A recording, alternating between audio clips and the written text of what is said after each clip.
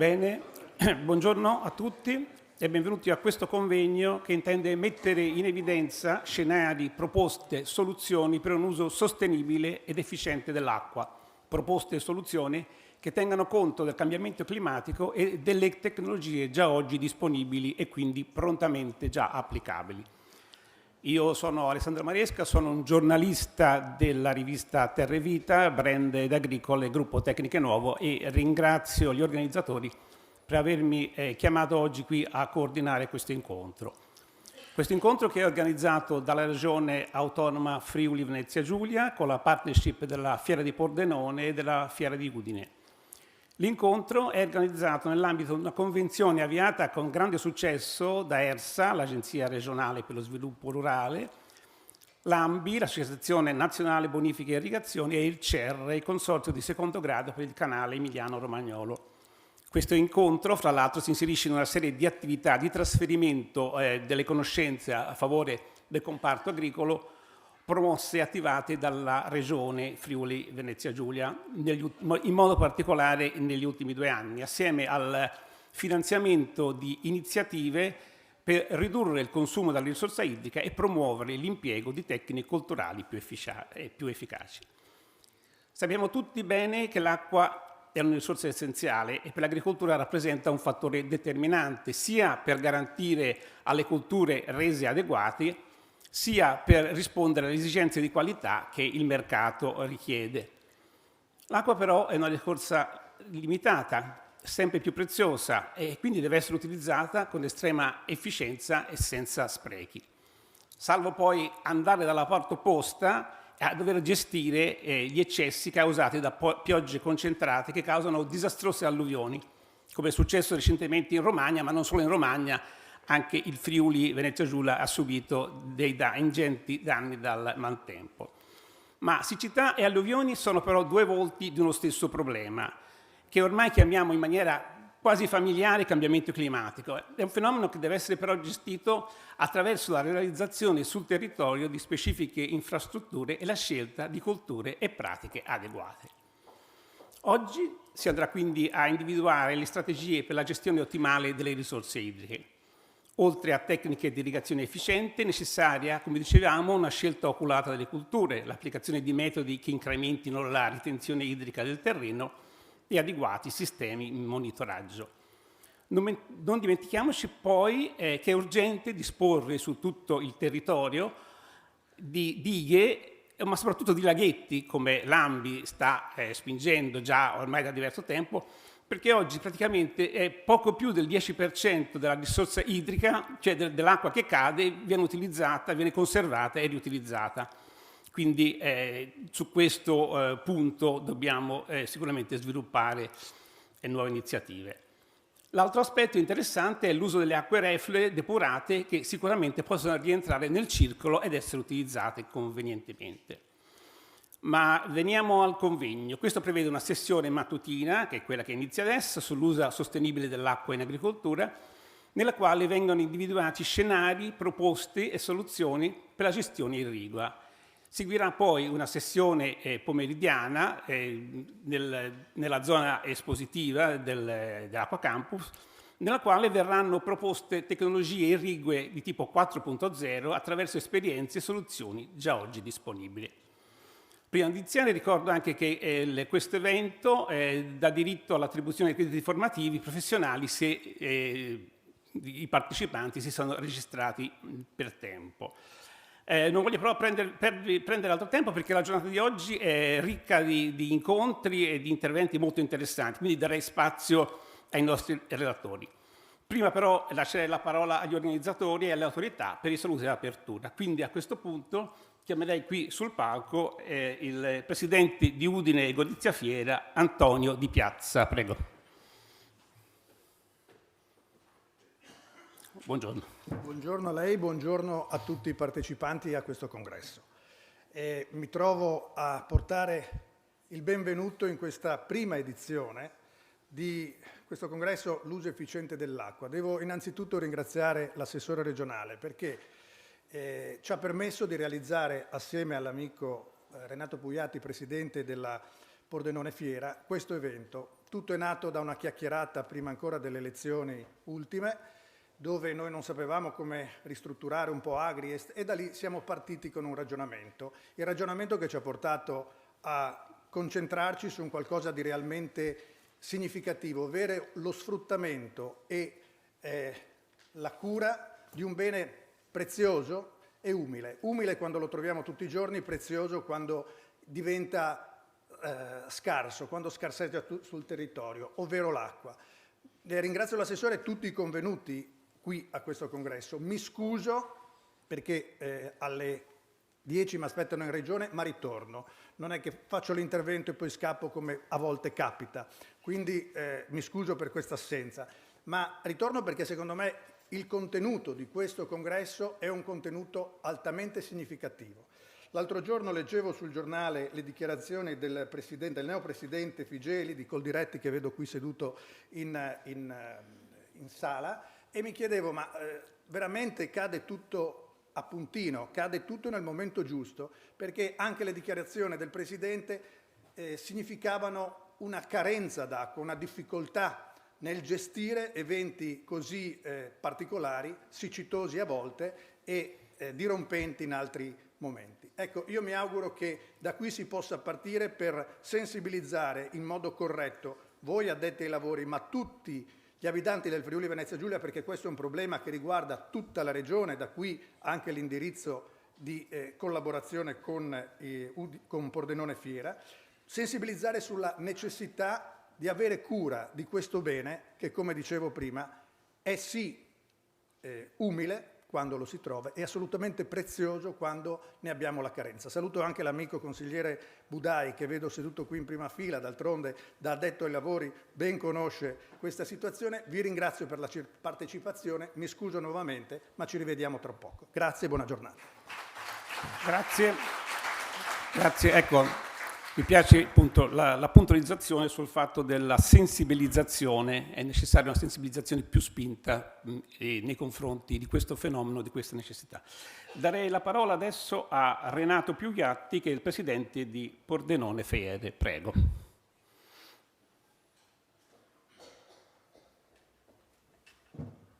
Buongiorno a lei, buongiorno a tutti. È bello vedere questa sala così piena perché tocca un argomento che tutti noi apprezziamo, studiamo e dobbiamo continuare a verificare, a migliorare l'utilizzo e l'uso dell'acqua, l'uso intelligente dell'acqua, come il titolo del convegno di oggi. Nato da un'idea, questa giornata è nata da un'idea che con l'assessore avevamo avuto durante una missione all'estero e poi proseguita, come diceva giustamente il mio collega presidente di piazza, su come potevamo mettere in pratica quest'idea. È un'idea importante, non sto a dirvi quanto importante sia l'acqua. L'acqua in agricoltura è uno degli strumenti, perché l'importante per noi di uso dell'acqua, ma dobbiamo tener conto che l'acqua in generale è uno strumento importante. Oggi tratteremo solo la parte dell'agricoltura. Pordenone Fiera già nel tempo con Acquafarm ha parlato di acqua, di uso dell'acqua in maniera, quindi Acquafarm e Nouvelle Farm, cioè di come recuperare l'acqua, risparmiare l'acqua per la parte di agricoltura. Quindi per noi è una cosa importante, è una cosa che siamo qui a sostenere. Ringrazio l'assessore di averci consentito di collaborare con Udine Fiere per realizzare questo evento, che è un evento che credo sia utile a tutti noi. Buona giornata. Grazie. Bene, a questo punto lascerei la parola al presidente dell'AMBI del Friuli Venezia Giulia, Rosanna Colocchiatti. Grazie.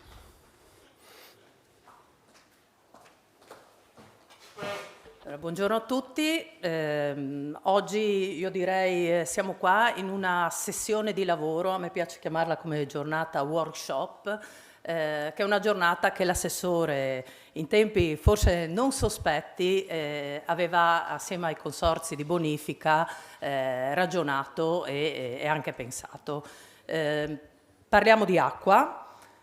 Quando si parla di acqua in questi anni si parla in tanti modi, no? Arriviamo da un 2022 estremamente difficile, ce lo ricordiamo ancora, Il Friuli è stata una delle regioni che ha subito in modo consistente la mancanza di acqua e la carenza di acqua, pur riuscendo comunque a gestirlo sul territorio, direi in modo molto buono se non ottimale, e arriviamo da un'annata dove c'è la percezione che abbia piovuto molto. Uso la parola percezione perché in Friuli, anche dai dati che abbiamo noi dei consorzi, non è proprio così.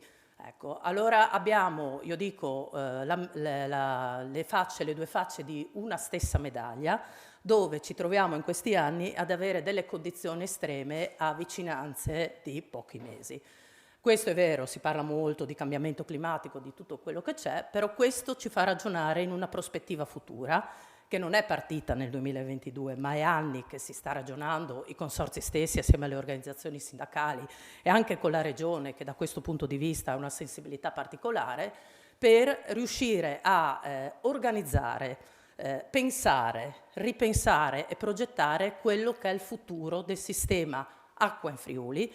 Io parlo per la parte agricola, ma poi c'è tutta la gestione anche delle acque che poi creano alluvioni. Io saluto qui il mio presidente che arriva da un territorio che, come dire, quest'anno ha subito le conseguenze della troppa acqua in alcune zone, e questo ci ha permesso negli anni di fare una progettazione molto, direi, accurata e particolareggiata.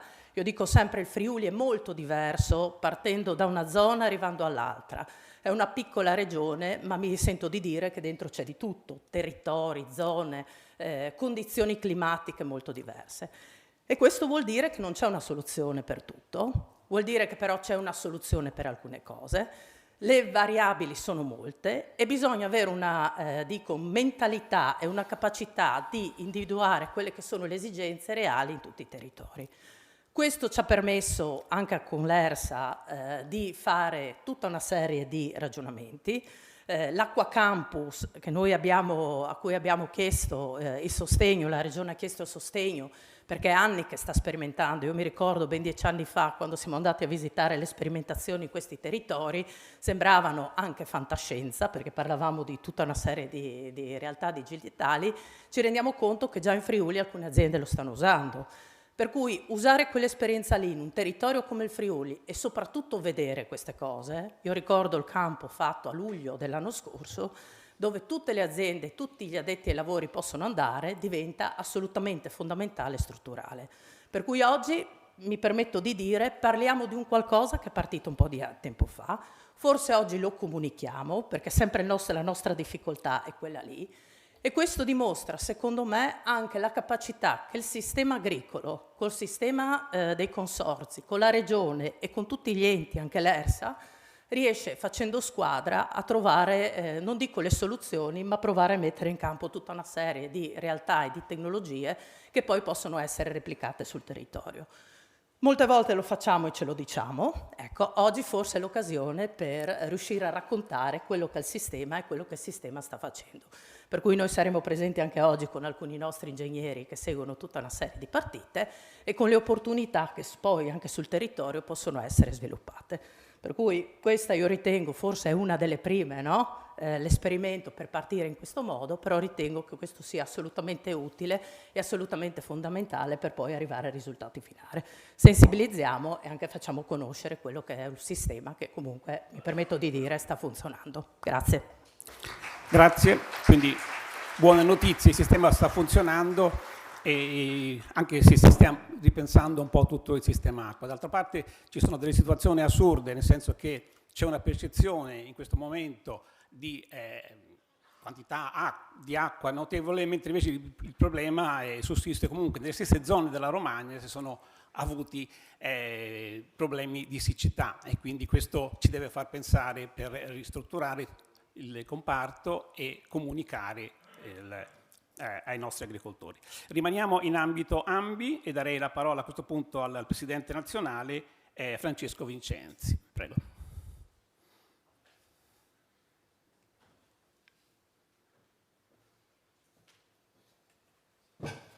Grazie innanzitutto, sempre un piacere venire in Friuli e rincontrare ormai amici che con loro da diverso tempo stiamo lavorando. Proprio qua che voglio innanzitutto ringraziare tutti voi per la partecipazione così attenta e importante. Un ringraziamento al vostro assessore, perché devo dire che parte col secondo mandato, ma che mi ricordo benissimo quando i primi giorni del tuo primo mandato ci venne a trovare con delle idee molto chiare.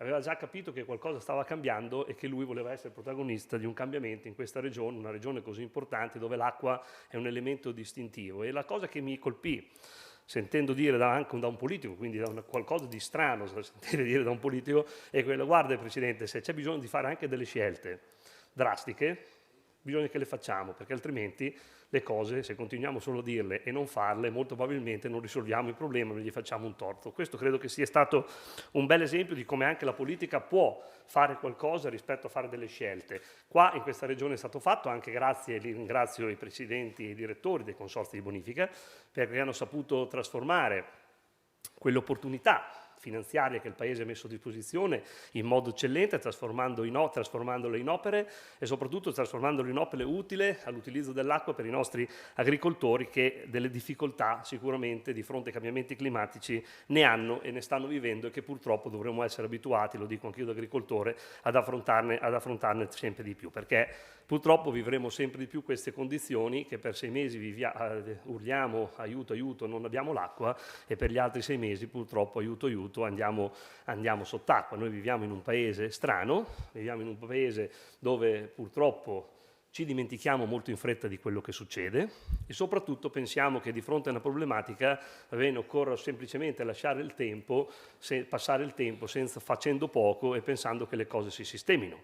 Perché chi pensava che la siccità del 2022 bastasse lasciar passare i 6 mesi dell'inverno per recuperare quel gap che avevamo avuto per la mancanza della piovosità, penso che questo significhi che come Paese non abbiamo una lungimiranza. Ma lo dico senza fare polemica, ma per renderci conto che comunque l'anno scorso, nel 2022, il 17 di agosto doveva essere nominato il commissario per l'acqua, giusto, per la siccità, è piovuto il 18 di agosto, con peraltro anche degli eventi calamitosi in alcune aree del nostro territorio. Non si è più parlato di siccità se non in fine di gennaio, quando l'esecutivo ha nominato il commissario dell'acqua diciamo così, all'acqua, alla gestione dell'acqua, perché già in quel momento eravamo ancora in crisi rispetto appunto a un gap di risorse che avevamo in quei territori che peraltro non sono stati abituati ad avere una carenza idrica.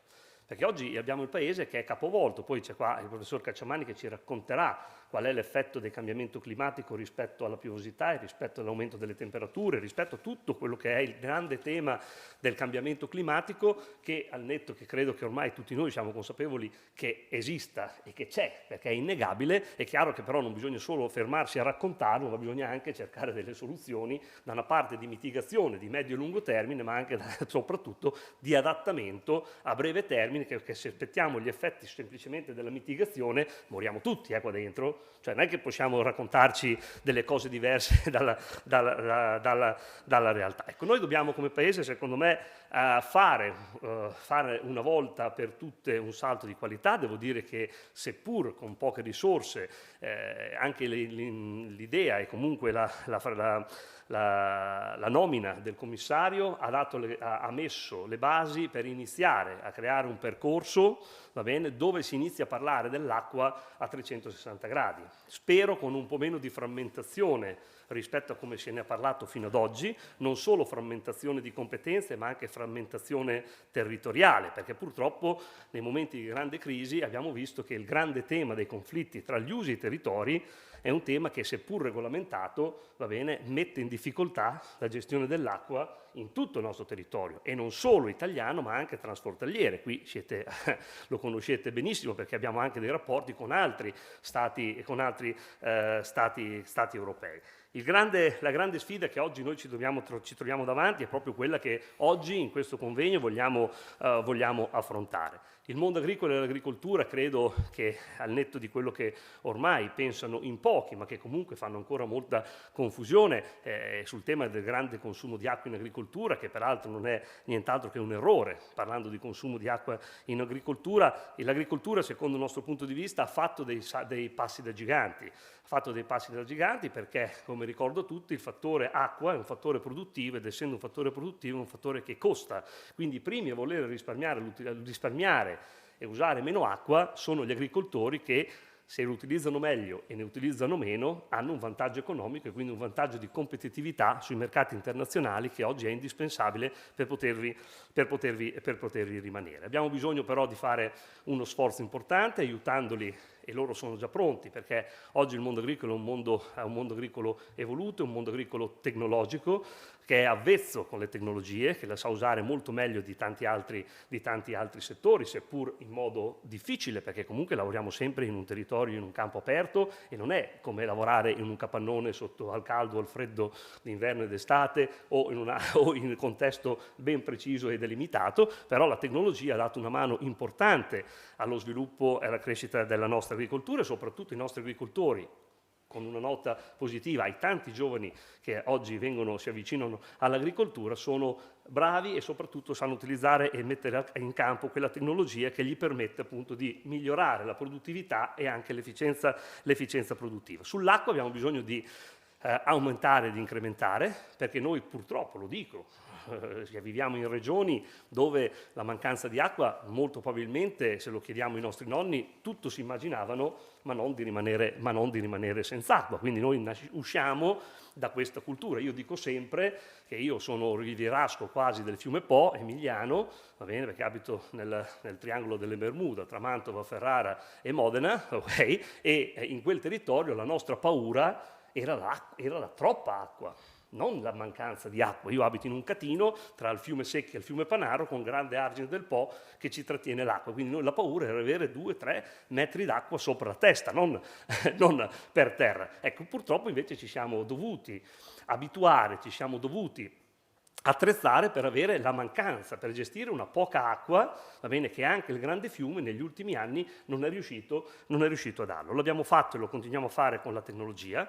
Questo deve essere il nostro futuro che abbiamo davanti, mettendolo in campo in modo efficace e in modo efficiente, tenendo ben presente che i costi di produzione non possono lievitare più di tanto, ma nello stesso tempo dobbiamo fare in modo di valorizzare l'agricoltura che utilizza tecnologia e innovazione. E questo va anche in quell'ottica che, insieme al canale Emiliano Romagnolo e insieme ad Ambi, abbiamo voluto creare questo marchio volontario, questa certificazione volontaria Goccia Verde, va bene, che ci permette, in particolare, naturalmente parliamo molto spesso perché si fa fatica andare a valorizzare un mais che utilizza in modo diverso l'acqua rispetto a un altro, ma se invece andiamo a parlare di un'insalata, andiamo a parlare di una pera, di una mela, di un frutto, dell'uva, del vino, eccetera, eccetera, possiamo anche trovare quel consumatore attento a queste tematiche ambientali, perché se noi andiamo a raccontare che quel chilo di pere che compro, mele, ha utilizzato il 25-30% di acqua in meno, può riconoscerci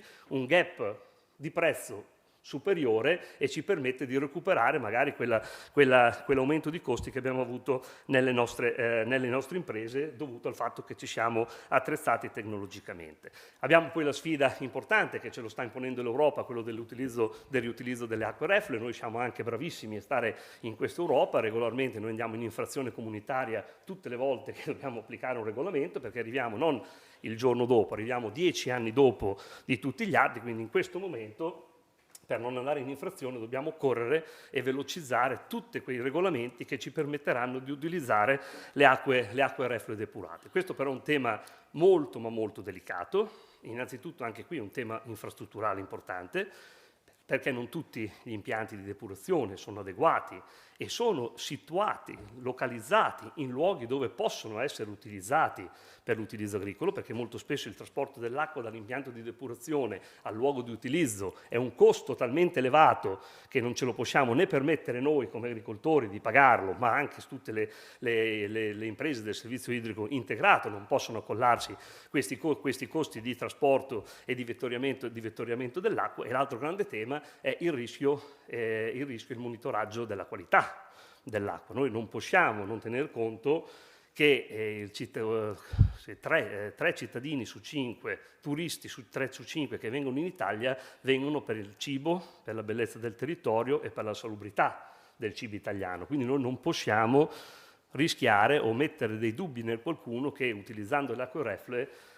depurate, mettiamo a rischio appunto questo grande straordinario patrimonio agroalimentare che ce lo siamo creati grazie al vostro sapiente lavoro e l'attenzione che abbiamo proprio sui temi della salubrità del cibo.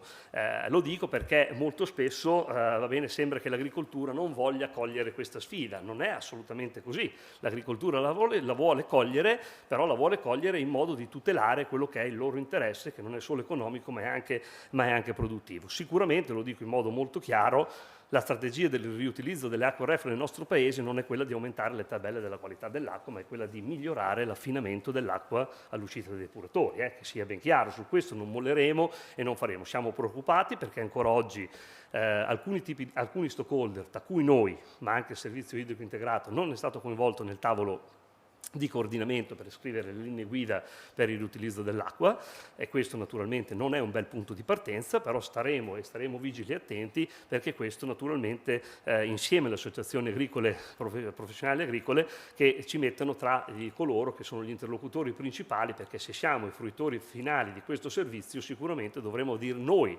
l'ultima parola e non altri.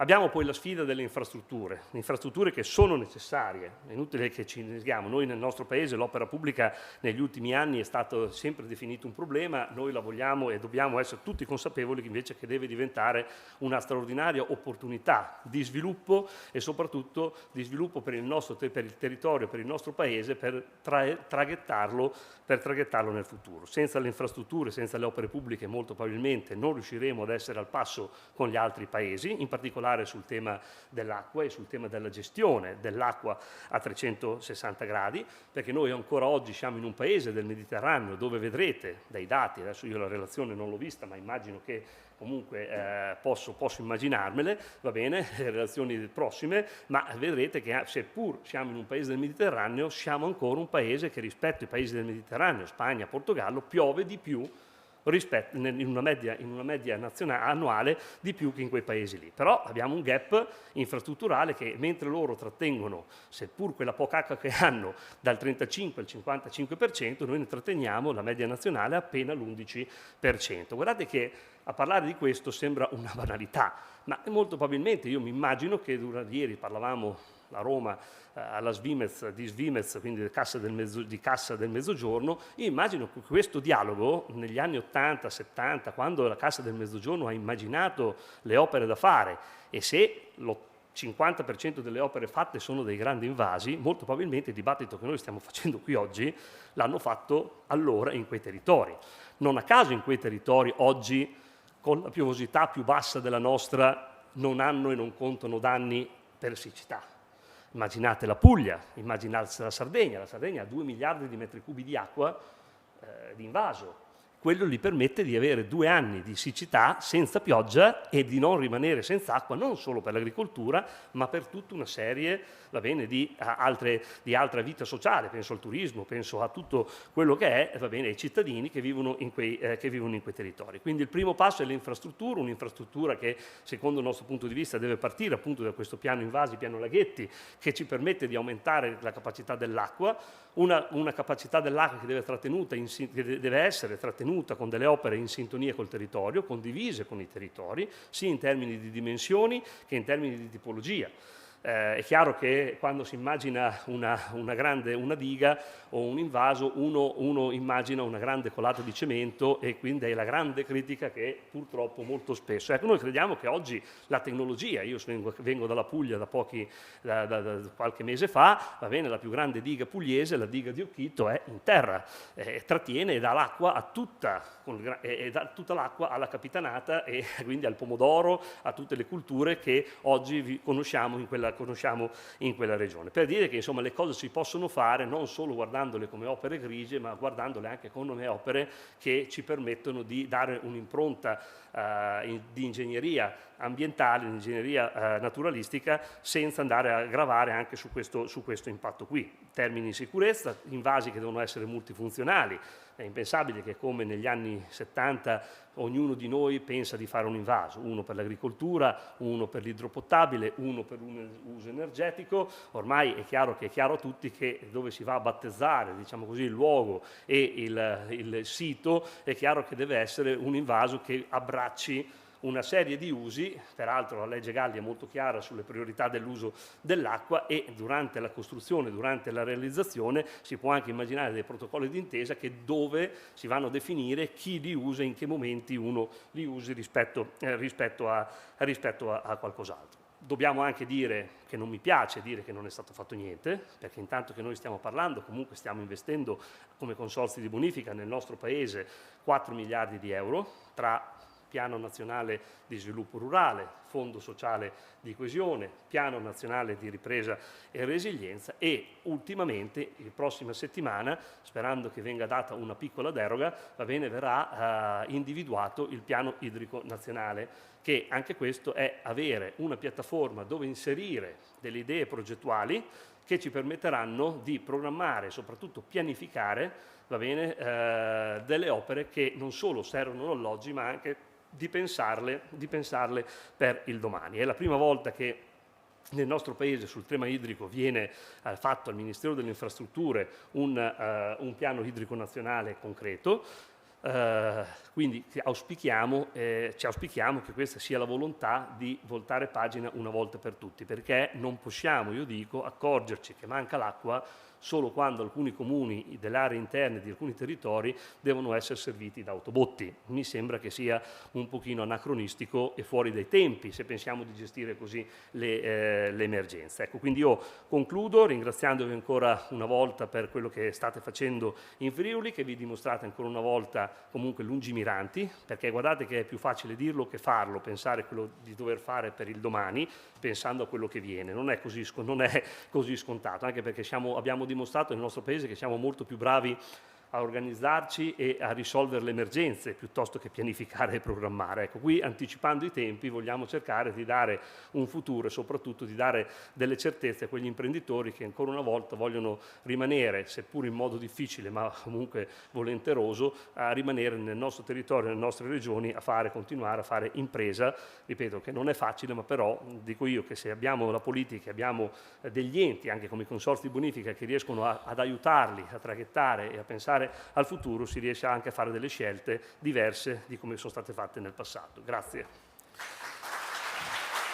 Ecco, dunque le cose vanno fatte, non solo dette.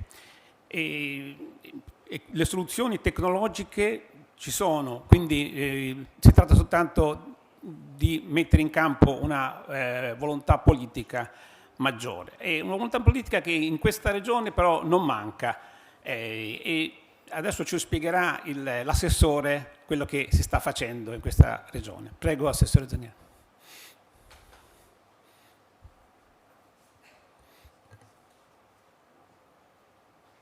Buongiorno.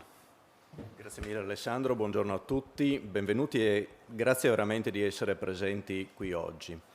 Inizio con i ringraziamenti, altrimenti farei un torto a qualcosa che normalmente non è contemplato nell'insieme delle attività che si svolgono in ambito agricolo, ovvero una collaborazione che è nata, giustamente come è stato ricordato tempo fa, che è quella con Udine Gorizia Fiere e Pordenone Fiere. Li ringrazio per due motivi. Primo perché condividendo il tema si è trovato subito un'intesa su trovare una strada per fare quello che successivamente cercherò di spiegare. L'altro perché, permettetemi, Udine Gorizia Fiere, Pordenone Fiere che collaborano assieme dovrebbe comunque ricevere una medaglia perché fa capire che lavorare assieme si può, senza alcun tipo di problema. Si può e anzi io direi si deve, perché questa è una logica dove se ognuno di noi guarda solamente al proprio orticello, non riusciamo certamente ad andare avanti. Questo è il primo ringraziamento. Un ringraziamento al sistema dei consorzi di bonifica. Rosanna, tu sai che abbiamo la fortuna di essere pochi, ma di lavorare molto bene assieme, tutti assieme. E questo è l'altro concetto fondamentale. Un ringraziamento a tutte le associazioni di categorie agricole. Anche con loro c'è questa forte collaborazione dove ognuno con le proprie idee cerca di trovare una soluzione con spirito collaborativo e non distintivo. Questo è fondamentale. Un ringraziamento a ERSA, troppe volte sottovalutata per l'attività che svolge e troppe volte non capita nel momento in cui fa delle scelte che sono tecniche e razionali. E di questo io invece sono profondamente cosciente dell'attività. Forse avremo tutti necessità di migliorare su un punto che è legato intimamente anche alle attività di oggi. La nostra direzione agricoltura, che credo in questi anni abbia dato un supporto costante, tenendo conto che noi oggi siamo qui a parlare di un tema, ma usciamo da 5 anni e mezzo, per quanto mi riguarda, di calamità continue, senza soluzione di continuità. Oramai è diventato quasi una normalità, ma io non credo sia possibile continuare a gestire condizioni così estreme con una costanza tale, se non in un modo che tutto il sistema faccia quadrato. Allora le cose si riescono ad affrontare. Ringrazio anche i consiglieri regionali Budaia e Pellegrino che sono qui oggi, perché comunque il Consiglio regionale dimostra sempre un'attenzione e io posso dire che in questi anni, quando si portano dei temi concreti, non c'è mai stata una presa di posizione ideologica. Questo è anche un segnale, e arrivo al motivo del perché ho voluto in tutti i modi poter arrivare a questo evento. Perché quando parliamo del tema acqua, è un tema dove è facile assumere posizioni senza avere la conoscenza di qual è la realtà. Assumere le posizioni senza avere una conoscenza di quella che è la realtà ti porta anche involontariamente a commettere degli errori, perché ti basi sulla percezione. La percezione è soggettiva e non è reale, o meglio, rispecchia un unico punto di vista che, facendo sempre il classico esempio, che se io prendo una piramide e faccio le proiezioni ortogonali, da un lato viene fuori un cerchio, dall'altro un triangolo. Sono tutte e due reali. Sì, ma la realtà è qualcosa di diverso. Piramide è un cono più che altro, perché la piramide forse la base ce l'ha diversa. Ma usciamo da queste questioni. Io dico, attenzione, ognuno di noi vede una parte, ma dobbiamo essere tutti assieme per riuscire a vedere il problema, se il problema si può chiamare, nel suo insieme per poterlo poi affrontare. Ma quello che ci manca non è né la parte scientifica né la parte tecnica e tecnologica. Ci manca la capacità di comunicare e di riuscire a raggiungere, ognuno per la propria competenza, quelli che saranno poi gli utenti, se parliamo di coloro i quali utilizzano l'acqua, ma io dico che più in generale dovrebbero essere tutti i cittadini coinvolti. Perché noi oggi qui, ed è giustamente, parliamo a una platea che è formata principalmente da operatori agricoli e tutto quello che ruota attorno a questo mondo.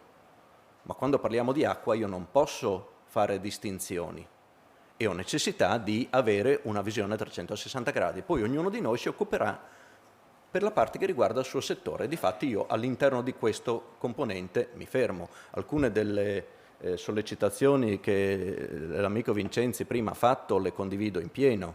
Ci sono dei temi che vanno fuori dal nostro ambito ma che sono centrali e se quelli non verranno affrontati in maniera seria rischiamo poi che l'intero sistema non riesca a reggere. Però arriviamo a questa questione della comunicazione e della percezione. La capacità di comunicare aiuta a cambiare la percezione da parte di coloro i quali si approcciano ad ascoltare in maniera attenta quello che viene comunicato. Perché oggi non possiamo pensare di essere nel 2023 a discutere se il problema del 2022 sia concluso o meno. Perché ricordo le parole dell'amico Alberto che mi dice: guarda, mio papà andava a pescare nelle acque di Risorgiva, oggi la falda è a meno 5,80. Ok? Ma 3 anni fa probabilmente era a meno 3, oggi è ancora a meno 5,80, come era l'anno scorso, con un piccolo incremento. Non possiamo pensare che le piovosità di quest'anno, localizzate tra l'altro nella media pianura o nella bassa pianura, abbiano cambiato il livello delle falde, perché altrimenti, anche dal punto di vista banalmente geometrico, avrei perso qualche parte. L'acqua normalmente non risale, ma scende. Quindi qualcosa mi è sfuggito. Ma se voi chiedete a chiunque, vi dice che quest'anno non c'è problema d'acqua, perché stiamo guardando soltanto la superficie. Stiamo guardando soltanto quello che tocchiamo materialmente con mano senza renderci conto di un sistema molto più complesso che invece sta alla base. E non mi sono dimenticato dell'ultimo ringraziamento dal punto di vista tecnico, ma lo collego su un ragionamento. Noi per comunicare però non basta che parliamo, perché se parliamo, le mie parole e le parole di tutti coloro i quali si susseguiranno negli interventi sono parole.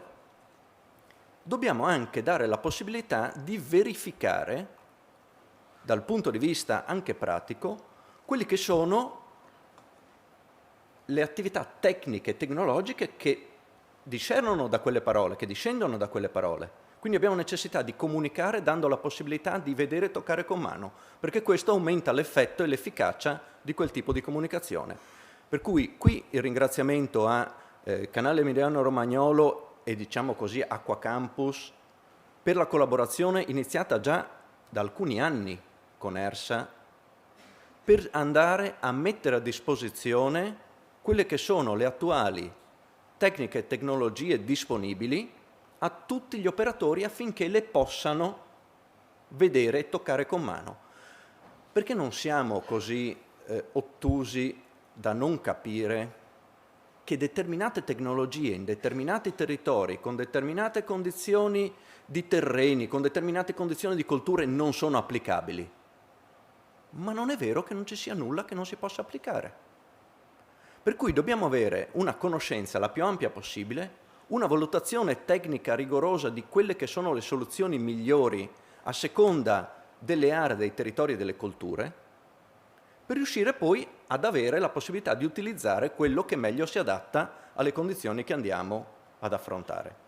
Contando che in alcune aree del nostro territorio, ed è emblematico uno studio che a breve verrà anche tra l'altro assunto in delibera, ma che sarà necessario replicare a livello complessivo, dove in alcune aree è bene continuare ad utilizzare l'acqua senza delle restrizioni particolari sulle tecnologie irrigue, perché siamo in una zona dove paradossalmente quella non utilizzata percola in falda.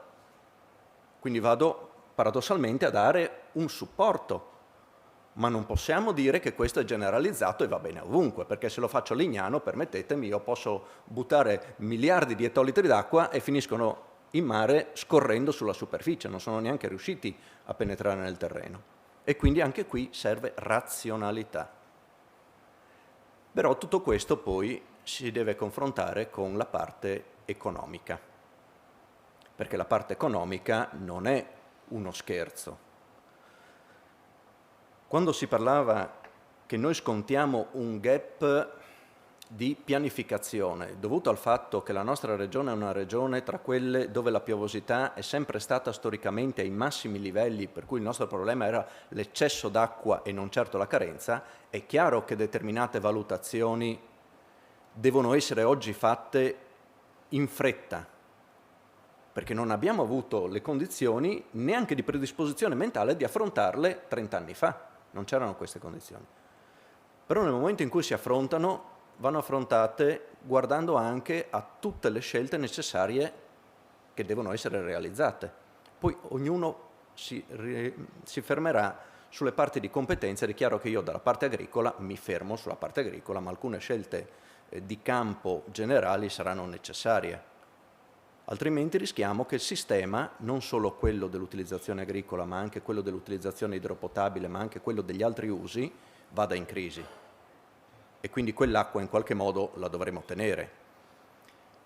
Dico, le dotazioni finanziarie sono necessarie. Ricordo che negli ultimi 5 anni le dotazioni per i consorzi di bonifica sono state di circa 75 milioni di euro, più o meno il doppio dello storico, ma sono arrivati anche decine di milioni, io dico 60 per dare un numero, in realtà è leggermente diverso, da PNRR, più 20 milioni solamente per il sistema dei laghetti da base regionale.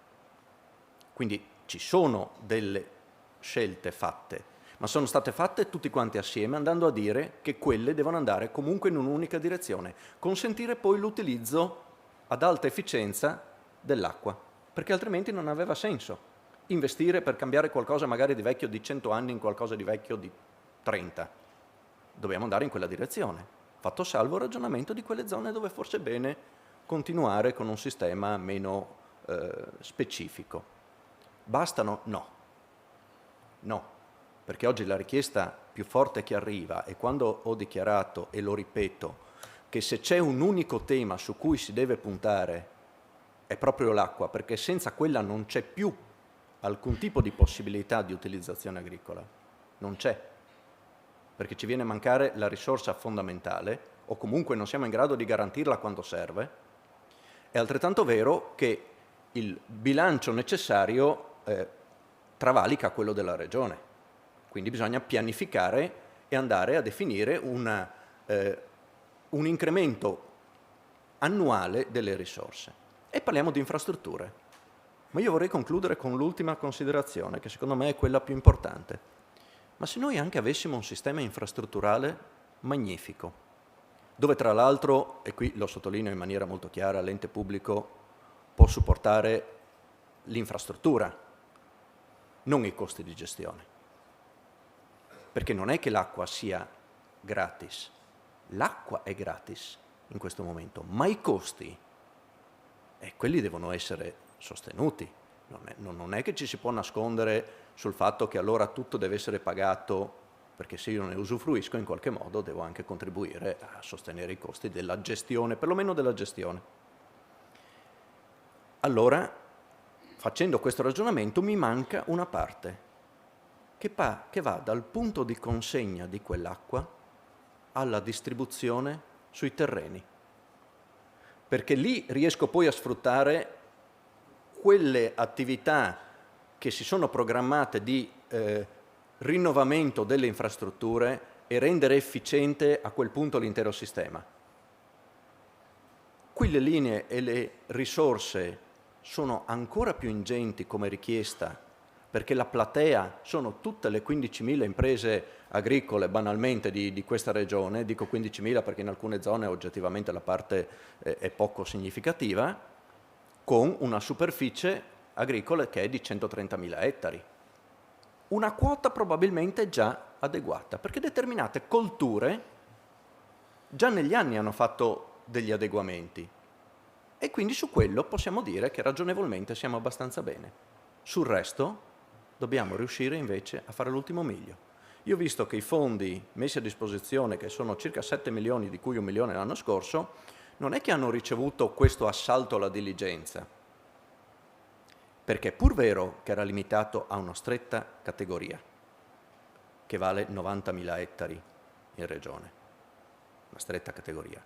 Forse non era proprio la tecnologia più utile, ma io non posso pensare che su 90.000 ettari non ci fossero alcuni territori dove quella invece andava bene. Quindi spero e auspico che quest'anno non rimanga un centesimo di quei fondi disponibili, perché vuol dire che siamo andati a fare un'operazione di utilizzo intelligente. Chiudendo questa considerazione, noi guardiamo sempre il panorama e molte volte la critica più forte che arriva è quella che noi dobbiamo cambiare colture. Le culture si cambiano in un anno. Noi dobbiamo cambiare cultura. Questa serve un periodo più lungo.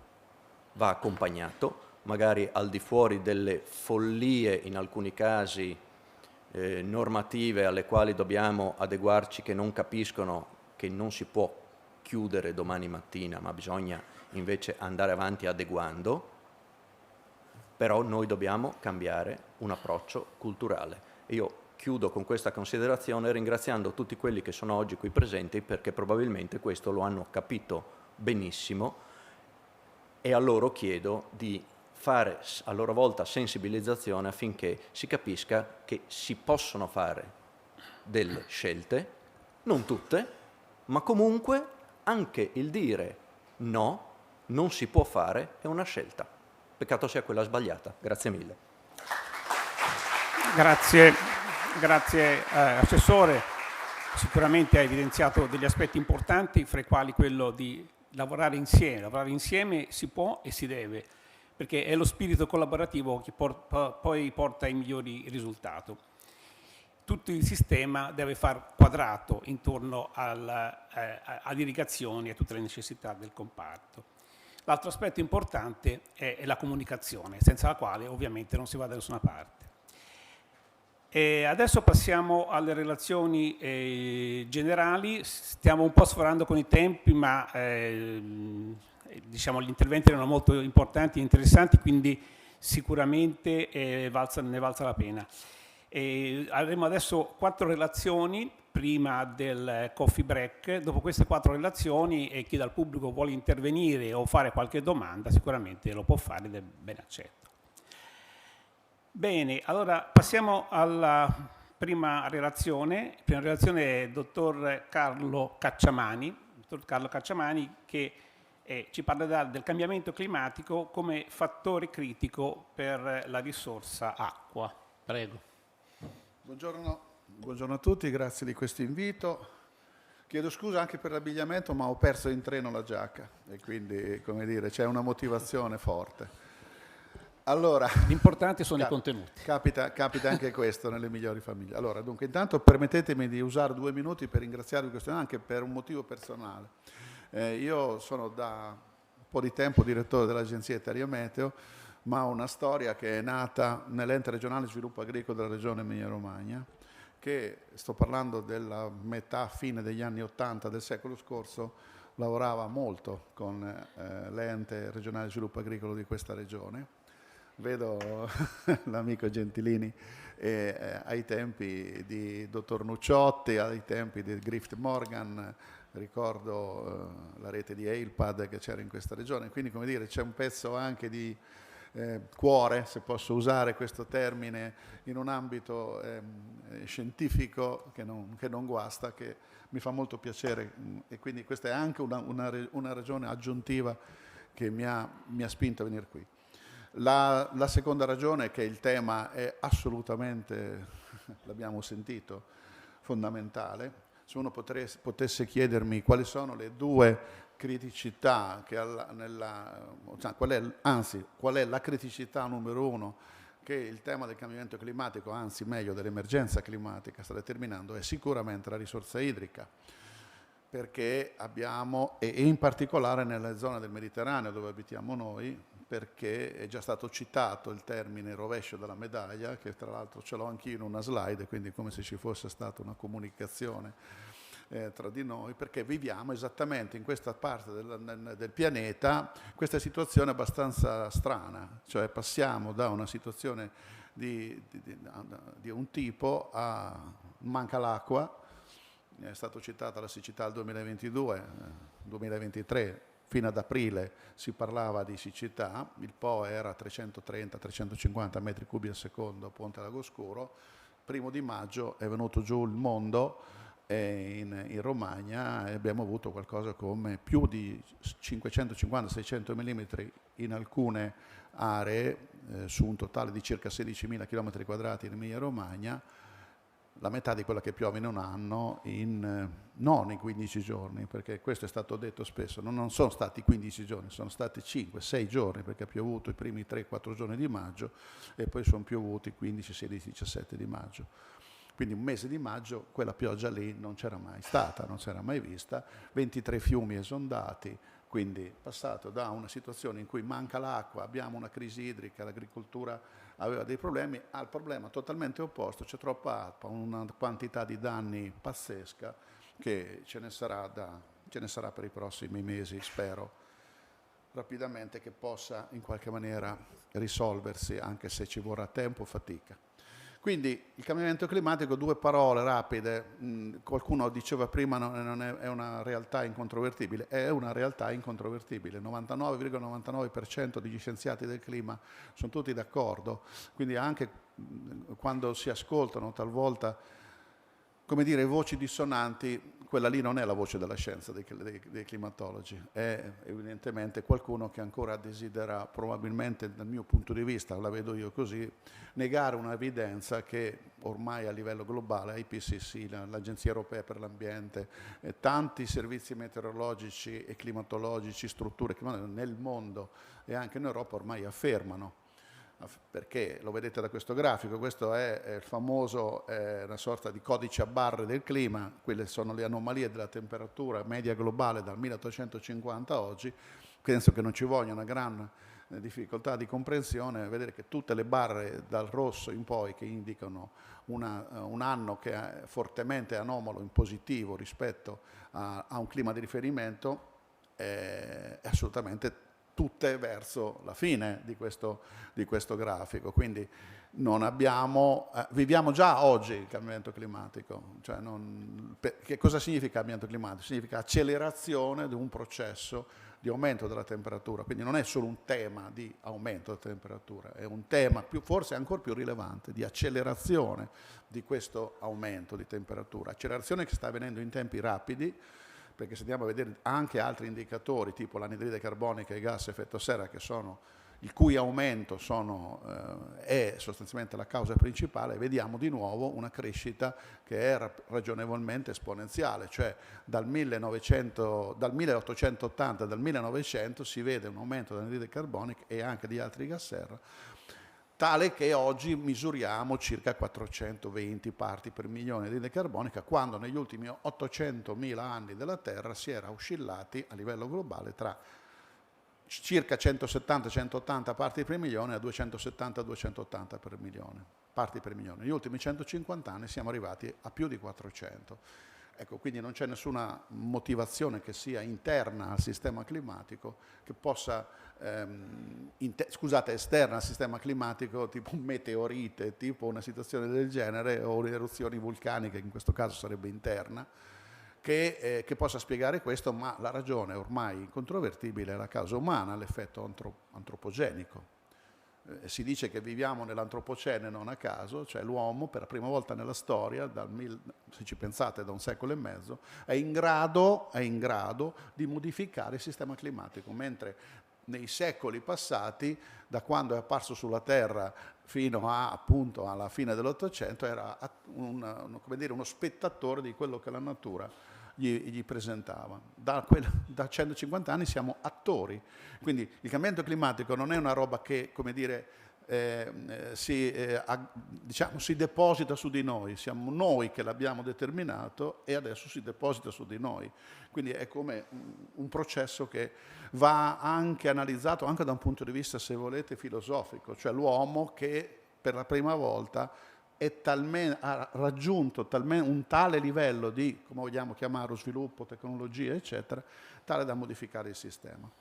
Rapidamente i trend climatici di temperatura, a sinistra vedete il trend della temperatura globale, a destra vedete l'Europa, credo che non sto a descriverlo qui, come dire, siamo tutti più o meno persone tecniche, per cui di settore, quindi siamo in grado di capire un grafico, lo vedete da soli, insomma c'è un trend che non sembra diminuire. Se andiamo a guardare l'Italia, prima era il mondo, e vedete che l'Italia, il grafico di sinistra, se lo confrontate con quello globale in blu, vedete che è questo. Queste sono elaborazioni che ha fatto l'ISPRA, mettendo assieme tra l'altro tutti i dati delle ARPA regionali e non solo delle ARPA regionali. A destra vedete in alto le ondate di calore, cioè ondate di calore, cioè il numero di giorni per cui la temperatura massima supera una certa soglia e la mantiene per diversi giorni. Non credo che ci voglia di nuovo molto a capire, ma dal 1900 circa 80-85 in poi il numero delle barre rosse, come vedete, è cresciuto in maniera elevatissima.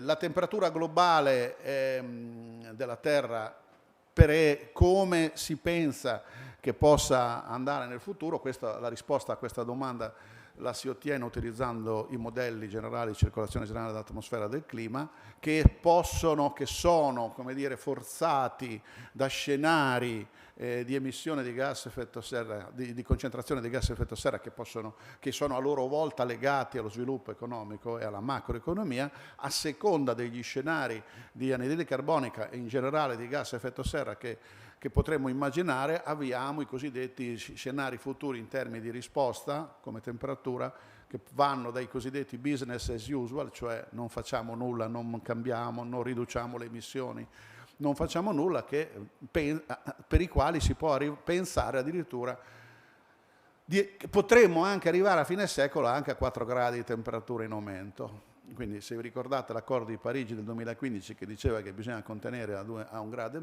pensate cosa significa questo scenario. Invece gli scenari cosiddetti mitigati, quelli che vedete nella barra grigia, vedete che comunque, pur avendo un aumento della temperatura, avendo una risposta a temperatura, c'è una sorta di stabilizzazione, cioè se saremo in grado di ridurre le emissioni attraverso tutte le politiche di riduzione, per cui ogni tanto si incontrano tutti i capi di Stato del mondo che, come dire, determinano, nelle famose COP, determinano delle politiche. Fino adesso devo dire non è che ci sia stato un grande effetto, le ragioni credo che siano intuibili, cioè è evidente che fare delle modifiche sostanziali ai modelli di sviluppo a livello globale implica anche delle riflessioni, dei cambiamenti di direzione che però non implicano automaticamente tornare a una situazione come dire, di tirare il carretto con i buoi, tanto per capirsi, no?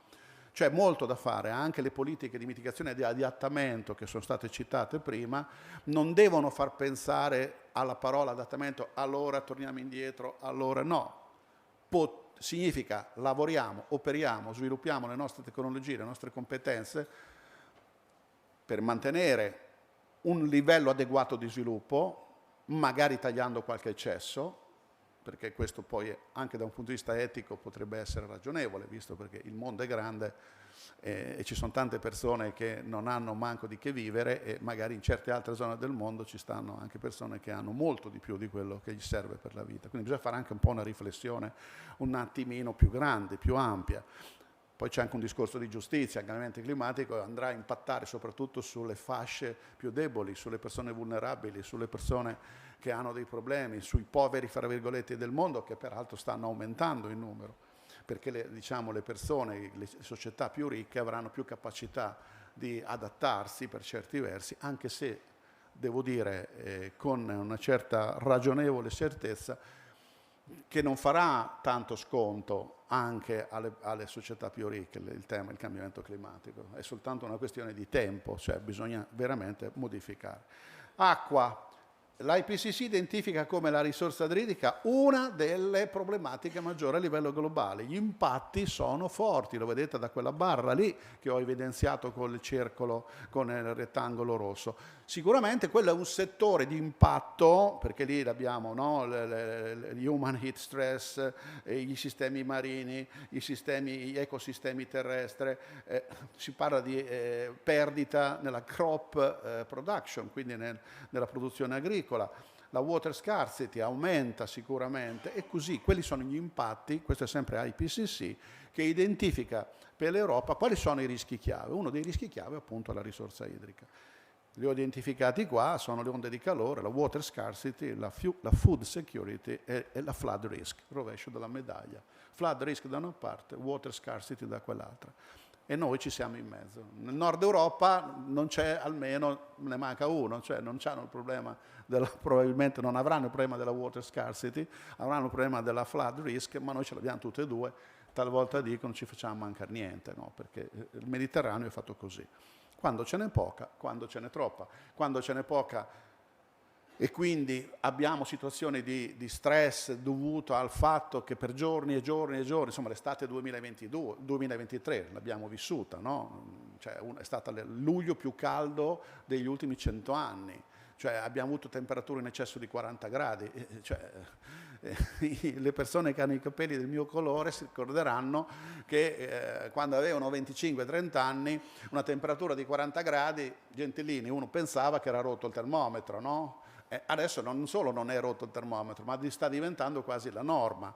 Ecco, allora bisogna un attimo, come dire, riflettere. Come facciamo a pensare che oggi 40 gradi siano quasi la norma, quando solo 50 anni fa dicevamo che era rotto il termometro? Cioè qualcosa, insomma, è successo, no? Anche proprio nella percezione di tutti noi, senza andare neanche a, come dire, ribaltare database, eccetera. Lo viviamo proprio nella nostra pelle. Io i miei 30 anni li ho vissuti sicuramente diversamente da come li sta vivendo mia figlia, che adesso ha 27 anni, dal punto di vista anche delle sue come dire, risposte a questo tema, l'abbigliamento, l'armadi, il cibo, no? le richieste, l'aria condizionata. Ma chi è che usava l'aria condizionata negli anni 70? Chi mai negli anni 70-80 del secolo scorso pensava che la cosa più importante quando acquistava un'automobile è chiedere se c'era il condizionatore? Cioè, questo, come dire, sono, se volete, cose concrete che tutti noi viviamo, che attestano che qualcosa sta cambiando. Gli acciai, questa è una tragedia biblica, cioè il fatto che perdiamo i ghiacciai significa che perdiamo acqua in maniera irreversibile, perché quell'acqua lì si è costruita con secoli e secoli di accumulo. Quindi quando si perde un ghiacciaio non è come quando non piove, è molto più grave la situazione. Quindi, e noi purtroppo stiamo perdendo i ghiacciai. Ci sono database di fotografie fatte negli ultimi 150 anni, ormai disponibili, potete andarle a vedere e confrontare, addirittura foto fatte con la stessa inquadratura 100 anni fa, 50 anni fa, e adesso vedete delle cose incredibili. Le portate dei fiumi sono chiaramente tutte calate. Guarda, ecco, dicevo prima il Po. Questo era il bilancio idroclimatico, cioè la differenza tra la pioggia e l'evapotranspirazione che veniva stimata, e quello che vedete è che per esempio quest'anno la riga nera eravamo ai minimi sostanzialmente. Qui stiamo parlando di marzo-aprile. Dal punto di vista della portata del polo, ho detto prima, questa era ad aprile, credo, sì, ad aprile, cioè prima dell'alluvione, avevamo, guardate la riga nera, le altre due righe sono riferimenti diciamo storici, no? La media storica e il valore massimo. Noi eravamo assolutamente al di sotto dei valori minimi di portata, e poi abbiamo avuto il rovescio della medaglia, abbiamo avuto questo. In Italia abbiamo avuto questo mese mirabilis, come si dice, di maggio, che se fosse stato novembre ancora avrei immaginato, a novembre 500 mm di pioggia in un mese ci stanno sicuramente. Se piove molto, aggiungo, ma a maggio non ci stanno, cioè proprio non è una cosa. Ma ancora la cosa che ancora meno ci sta è che ti vadano fuori tutti i fiumi. Cioè io ho 40 anni ho lavorato in Emilia-Romagna e non mi era mai successo di vedere tutti i fiumi andati fuori, tutti i fiumi romagnoli andati fuori, che sono sostanzialmente o che sono esondati o che hanno rotto le arginature. Quindi cioè, quando mi è stato chiesto la prima volta se era un evento eccezionale, ho detto accidenti, non è stato un evento eccezionale. In più tenete conto che tutti i bacini idrografici, che poi sono una caratteristica di gran parte del nostro territorio, di quelli lì, non sono come il Po, sono bacini a carattere torrentizio, e scopri che la portata, i livelli idrometrici di questi fiumi vanno su di 7-8 metri in 5 ore. Quindi praticamente anche da un punto di vista della risposta, no, che la società può dare, immaginatevi voi cosa significa se tu sei un sindaco e devi chiudere tutto perché in 5 ore il fiume ti si alza di 6 metri. E devo dire che la risposta c'è stata, per fortuna, perché purtroppo ci sono state 17 vittime, come voi sapete, ma se non ci fossero state tutte le, come dire, evacuazioni preventive che sono state fatte a fronte di una situazione che quando guardavi il cielo non pioveva niente, ma c'era una situazione di previsione e di allerta rossa. Allerta rossa significa che sta per succedere qualcosa di veramente grande, grosso, come anche voi sapete benissimo, perché uno dei centri funzionali chiaramente sta anche nella regione Friuli, Venezia Giulia. Bene, se non ci fossero state quelle allerte e quindi quelle evacuazioni preventive, noi oggi non piangeremmo 17 vittime, ma un numero molto, ma molto superiore, perché quello che è successo è assolutamente analogo, in realtà maggiore di quello che è successo in Germania qualche anno fa, dove di morti purtroppo ne hanno avuti più di 200. Ecco, per dire quanto anche i sistemi di allertamento in questo caso sono una misura di prevenzione in tempo reale per diminuire quantomeno il numero di vittime. Poi chiaramente i danni, lì c'è tanto altro che va fatto. Vabbè, qui adesso ve l'ho già detto, quindi la siccità in Italia abbiamo un calo del 20% delle risorse idriche, questo ce lo racconta per esempio a livello nazionale, ce lo racconta l'ISPRA. Abbiamo avuto un numero di situazioni siccitose che negli ultimi anni, io mi sono fermato al 2017, ma ci potrei aggiungere il 2022, ma ci potrei aggiungere anche il 2023 fino ad aprile, perché questo è, poi dopo, come diceva prima il dottor Vincenzi, la nostra memoria è corta, ci siamo già scordati la siccità del 2023, ma vi prego, non scordiamocela, perché fino ad aprile, se andate a prendere una qualunque giornale di aprile del 2023, Corriere, Repubblica, quello che volete, si parlava di siccità alla terza pagina di quei giornali nazionali. 5 giorni dopo, scomparsa la siccità. Tant'è che, parlando anche con il commissario, esattamente prima e dopo, anche lui diceva, vedrai che adesso c'è qualche problema a parlare di siccità perché in questo momento stiamo parlando di un'altra roba. Ecco, questa è anche un po' schizofrenia da un punto di vista della reazione comunicativa che poi si ribalta sui cittadini che fanno fatica a capire, anche perché poi ci sono tanti cattivi maestri, lo dico chiaramente, che non aiutano certo a fare della buona comunicazione, ma anzi aiutano per il contrario. Anche dentro la nostra comunità, e questo mi dispiace a doverlo rilevare, ma è così, però quello è. Il consumo di acqua nell'Unione Europea, lo vedete qua come stanno messi, l'acqua sprecata, noi abbiamo una perdita acquedottistica stimabile tra il 30, il 35, il 40%, variabile. Questa è acqua sprecata perché non sono ottimali le infrastrutture, che quindi bisogna lavorare e anche operare su quel settore lì. Cosa bisogna fare? Mitigazione significa ridurre le emissioni, assolutamente lavorare, e qui tutti i settori possono benissimo, devono intervenire per ridurre le emissioni. Io non sono un agronomo e non mi metto neanche a discutere, ma come dire, voi avete tanta di quell'esperienza, tanta di quella conoscenza, tanta di quelle competenze e che avrete sicuramente anche le risposte tecniche per cui nel settore, per esempio, si possa fare della mitigazione, cioè ridurre i gas a effetto serra. Tanto bisogna fare nell'adattamento. La mitigazione è una roba che si fa a livello globale, se non la fanno tutti i paesi è un problema. L'adattamento è una cosa che si fa soprattutto a livello locale, invece, anche perché i territori sono diversi. Da una parte c'è una criticità di natura idrogeologico-idraulica, da un'altra parte non ce l'hai. Quindi quella situazione non la puoi trasportare e quella soluzione non la puoi trasportare come vuoi da tutte le parti. Però è anche vero che ci sono tante analogie. Quindi questo cosa dovrebbe far pensare, e qui arrivo con gli ultimi 2 minuti anche a Italia Meteo, che voglio dire quale può essere il contributo dell'agenzia per questo. Tutto quello che si fa e che viene messo e che costituisce l'esperienza e la conoscenza e le competenze deve essere messo a sistema, perché i problemi che risolve il Friuli Venezia Giulia magari sono gli stessi che deve risolvere un'altra regione, o i problemi che ha già risolto un'altra regione possono benissimo essere utilizzati anche in Friuli Venezia Giulia. Cioè il problema è che talvolta il dialogo non è ottimale, e questa frammentazione, qualcuno ha parlato di frammentazione prima, in Italia è, come si dice, frattale, cioè ce l'abbiamo dalla scala del comune a quello della provincia, che non c'è più, a quello della regione e a quello dello Stato. Pensate al tema della gestione delle reti di monitoraggio idro-meteo-clima.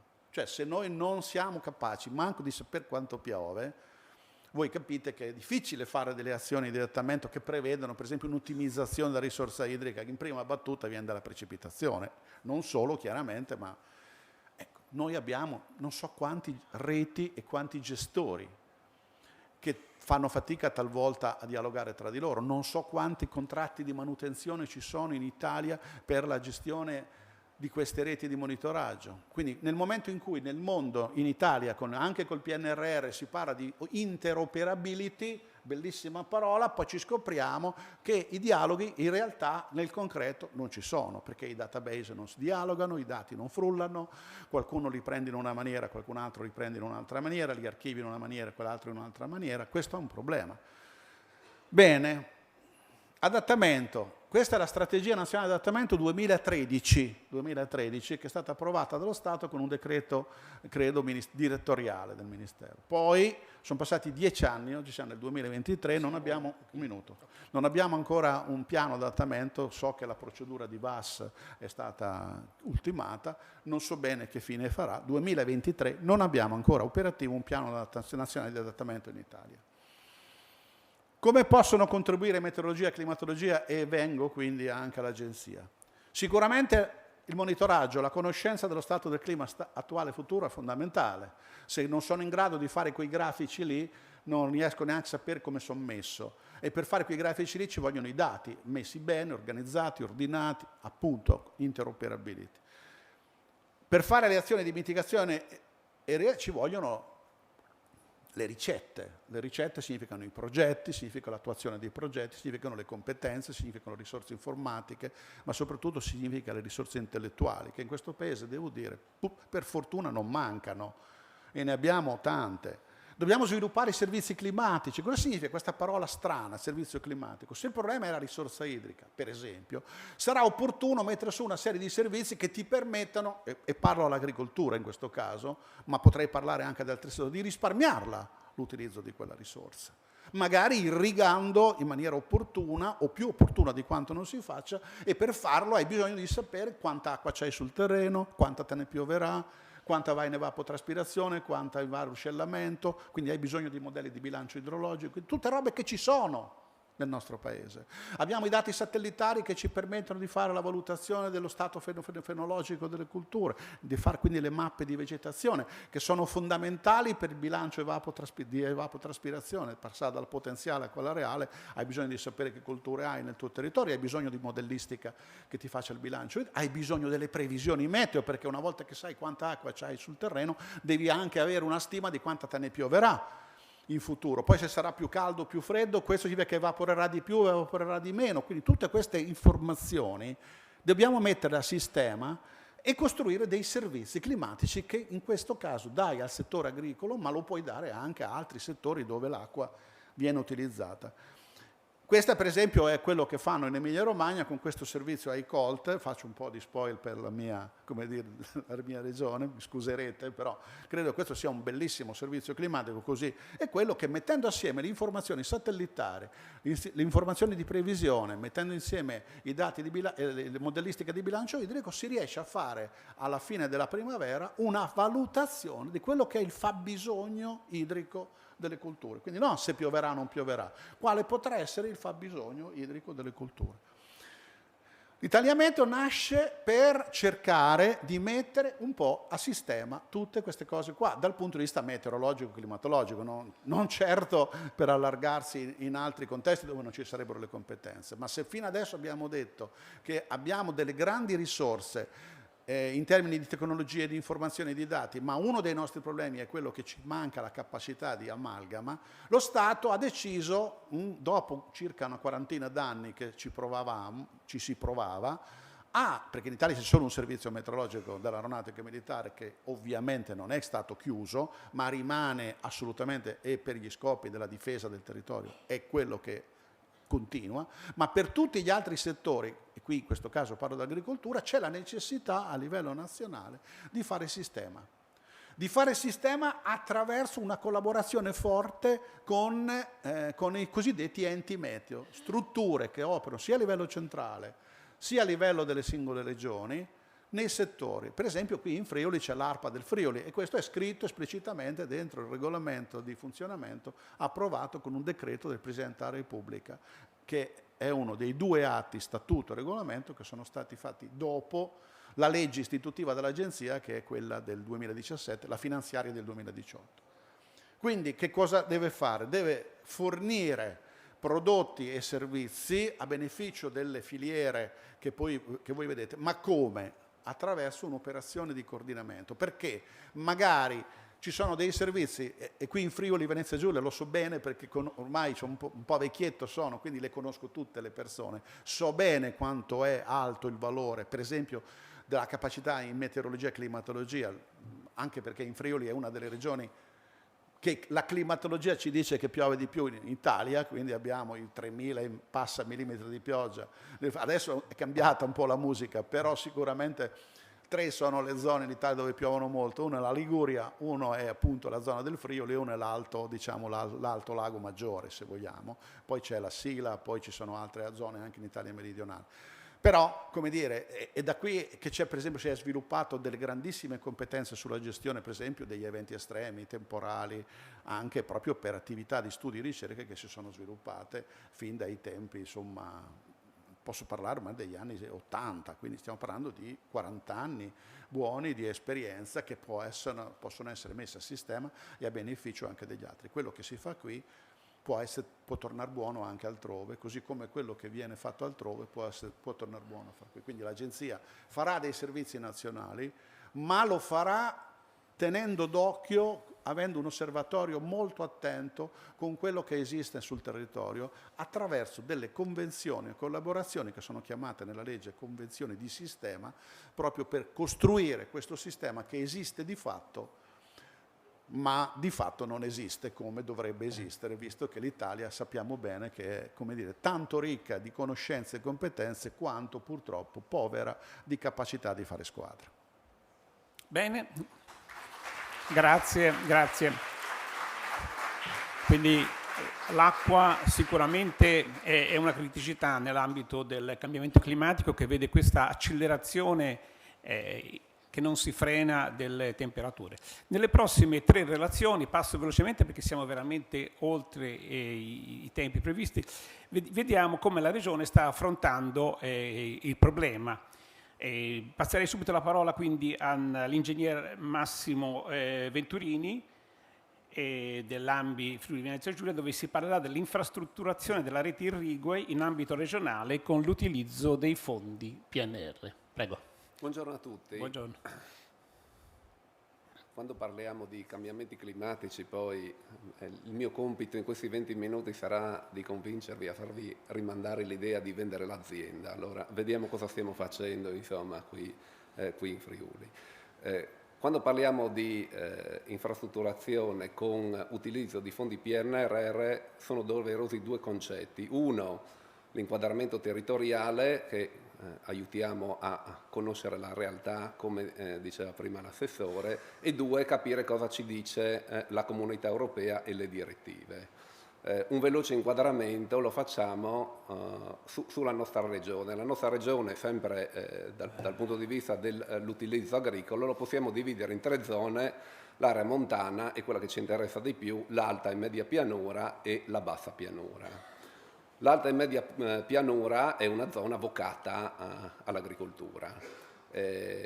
I terreni sono alluvionali, quindi sono terreni permeabili, c'è la presenza di risorsa idrica da rogge e corsi d'acqua, ma non sono tutti naturali, anzi le prime opere di irrigazione sono nate nel XII secolo e sono proprio quelle rogge che oggi sono diventate dei beni che hanno valori paesaggistici che hanno dato vita anche alla stessa città di Udine. La roggia di Udine è nata grazie a una derivazione irrigua per tutti gli usi accessori che venivano fatti dall'utilizzo dell'acqua.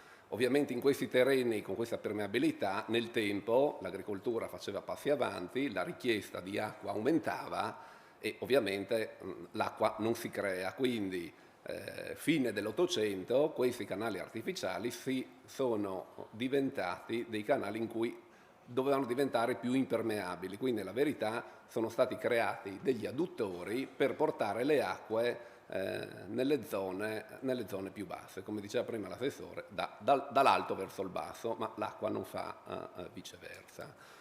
Il vero passo in avanti è stato nel primo dopoguerra per l'agricoltura. Importante è la verità l'alluvione del 1920, che è quello che ha dato la coscienza che bisogna avere l'acqua con una certa certezza per avere delle produzioni. Fine degli anni 70, da questa rete a gravità, si è passato a iniziare le prime stazioni di pompaggio, aumentavano i fabbisogni e bisognava iniziare a ottimizzare, quindi fine degli anni 70, inizio anni 80, sono presenti, sempre nella media pianura, i primi impianti finalizzati a ottimizzare, quindi impianti in pressione che a discapito di un alto costo energetico comunque ottimizzano l'utilizzo della risorsa d'acqua. In quegli anni non c'era sensibilità sia di costo economico sia dell'impatto ambientale della CO2 di questi impianti, ma si pensava solo a distribuire al meglio la risorsa idrica. In questi terreni l'evoluzione dell'agricoltura ovviamente ha fatto ulteriori passi avanti, anche la questione energetica è stata in parte mitigata. Qui a 100 metri abbiamo anche una centrale idroelettrica nata proprio da un canale irriguo e quindi viene sfruttata, e quindi fuori dai periodi di irrigazione c'è anche la possibilità di recuperare la CO2. Nella bassa pianura il sistema è completamente diverso. Sotto la linea delle risorgive troviamo un fitto reticolo artificiale fatti di fiumi erogi che sono per il 90% artificiali. Questo sistema idraulico irriguo era nato appunto 100 anni fa per bonificare, quindi sono state costruite le arginature a laguna 70 km e i terreni, che qua in Friuli Venezia Giulia abbiamo 30.000 ettari sotto il livello di marea, vengono protetti da una parte dalle arginature, dall'altra da tutti i corsi d'acqua che raccolgono le acque durante l'anno, e gli impianti di sollevamento, gli impianti idrovore che permettono di mantenere in asciutto e permettere tutte le attività. Questo sistema è un sistema che non è che viene costruito e deve essere mantenuto e gestito, però questa duplice funzione idraulica e irrigua al territorio fa molto bene, non solo alla parte agricola, però ovviamente a tutte le attività, perché in questi 30.000 ettari abbiamo 20.000 edifici, per darvi un ordine di grandezza. Banalmente, se noi facciamo una sezione per capire come viene utilizzata la risorsa irrigua in Friuli Venezia Giulia, abbiamo le tre zone: l'alta pianura, la media pianura e la bassa pianura. Vediamo che nell'alta pianura l'unico sistema di irrigazione è derivando dalle acque superficiali. Nella media pianura, dove ovviamente l'estesa è più grande e la risorsa idrica superficiale non è sufficiente, negli anni 80 si sono iniziati anche a terrebrare i pozzi, e quindi viene integrata nelle zone dove è carente il prelievo dell'acqua della falda, mentre nella bassa pianura, fughiamo ogni dubbio, non c'è un pozzo per l'utilizzo irriguo. Quindi nella bassa pianura, dove l'acqua, abbiamo appena detto, è presente e addirittura in tanti periodi eccede, come diceva prima l'assessore, quell'acqua lì, se non viene utilizzata, la scarichiamo in laguna, anche in un ambiente protetto, e tutta quell'acqua dolce in laguna non gli fa neanche così tanto bene.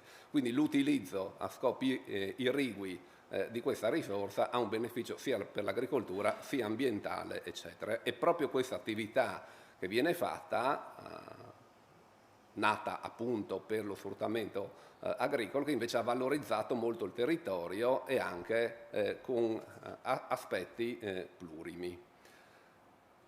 Allora vediamo i tipi di irrigazione, perché dobbiamo arrivare al PNRR e al nostro efficientamento. Nella media pianura normalmente si trovano ormai degli impianti, quelli un po' evoluti rispetto a quelli fatti 40 anni fa, perché come andremo a vedere nei successivi interventi si può e si deve fare anche molto. Qua la maggior presenza sono impianti ad aspersione, ultimamente poi ci sono anche i nostri amici dell'Isontino, ormai sono riusciti quasi a convertire tutto con i sistemi molto più moderni a goccia, si fanno sistemi antibrina, quindi con risparmio della risorsa idrica in maniera molto importante. Dove invece c'è più abbondanza, come abbiamo detto, di risorsa idrica, ci sono ancora i vecchi sistemi a scorrimento dove comunque le dispersioni sono elevate, però iniziano, e noi ci auguriamo sempre di più, i sistemi di subirrigazione che hanno anche risvolti non solo economici ma anche plurimi dal punto di vista dei benefici anche per la qualità dei terreni. Poi in Friuli, come abbiamo visto, siamo piccoli, però è un piccolo compendio dell'universo, abbiamo terreni di tutti i tipi e abbiamo risorsa idrica più o meno abbondante, quindi in un territorio così vasto i nuovi sistemi di irrigazione troveranno sicuramente spazio. Un concetto importante, perché questo qua viene ripreso nelle direttive comunitarie che erano alla base della scelta del PNR, è che il mantenimento in efficienza di tutto questo sistema ha delle esternalità positive che la direttiva comunitaria non le trascura, ma soprattutto dice che deve essere analizzata e valutata e anche quantificata. Quindi il mantenimento dello stato quantitativo dei corpi idrici ha dei benefici sia sulla falda acquifera in termini qualitativi e ovviamente, come abbiamo detto, gli effetti sulle inondazioni, quindi mitigazione del rischio idrogeologico, mantenimento del paesaggio agricolo e conservazione anche delle aree protette e dell'aumento della resilienza ai cambiamenti climatici. Come la governance, che questa è una governance della gestione dei consorzi, come funziona in tutta Italia. Partiamo dal consorziato che ha fabbisogno, dall'utente, nel mezzo abbiamo i consorzi di bonifica, dall'altra parte c'è lo Stato, la Regione proprietario delle opere. Lo Stato, la Regione finanzia le nuove opere, come diceva l'assessore, le opere vengono costruite, dopo devono essere mantenute dai beneficiari. E il sistema consorzi funziona esattamente così. Il consorzio paga comunque le concessioni demaniali per l'utilizzo della risorsa idrica e gestisce, realizza per conto dello Stato e della Regione le opere e le mantiene a vita.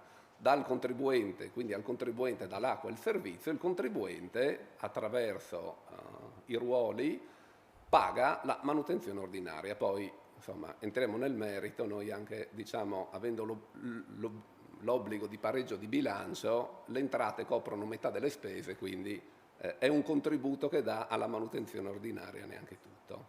Ovviamente tutto questo sistema è regolamentato, ci sono banche dati nazionali, sia per la costruzione delle nuove opere in base alla priorità, e questo sistema diventa un sistema efficiente, dove ovviamente ci sono risvolti sulla difesa del suolo, ambientali, sulla società, sull'economia, tutto l'indotto che deriva da tutto questo.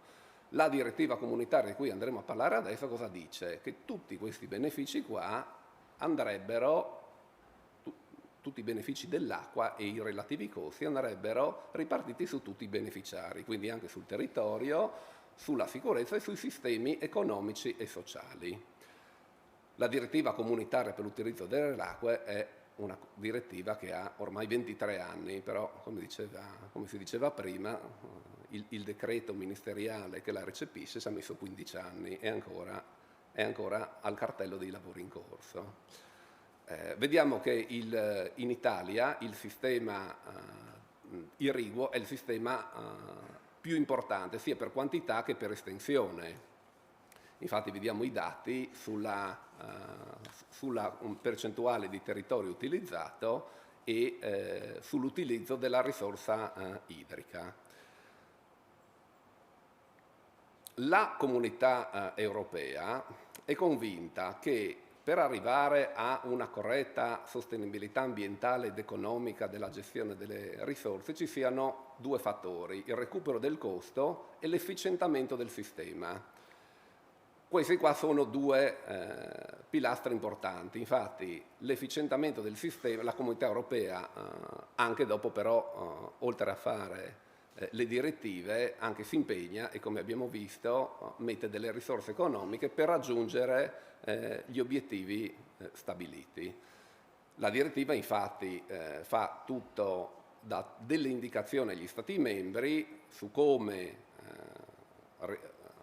recuperare il costo, ma soprattutto dà degli obblighi sia di raggiungimento di qualità ambientale e sia di miglioramento dei sistemi, quindi banalmente possiamo dire meno perdite. E siamo arrivati al nostro bando del PNRR. Ricordiamoci che il bando del PNRR era di giugno del 2021 e le scelte che sono state fatte sono state dettate dai criteri che erano stati dati. Quindi il decreto per i partecipanti aveva due sezioni. La prima dove c'erano ben 23 criteri di ammissibilità, quindi o queste cose ce le avevi, se no non potevi partecipare. Com'è?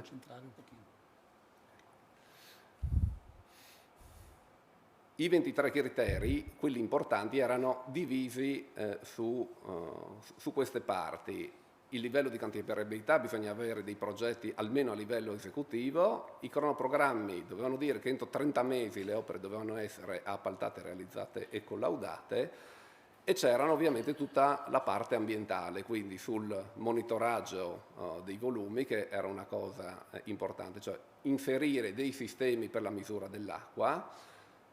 La Regione obbligatoriamente doveva dare una priorità, e qui la sinergia sia con l'ANBI nazionale che con il sistema regionale è stato ottimo. E la cosa più importante era i contenuti delle azioni che bisognava contenere nei progetti. Infatti le scelte che sono state fatte sono state guidate non tanto dai reali fabbisogni di quello che avremmo desiderato fare in maniera prioritaria, ma in base alle indicazioni date. Infatti sulle tipologie di intervento non si potevano fare opere di manutenzione straordinaria, ma non era questo il nostro obiettivo. Il problema è che non si potevano fare nuove opere, quindi le conversioni irrigue non rientravano in questa tipologia di bando.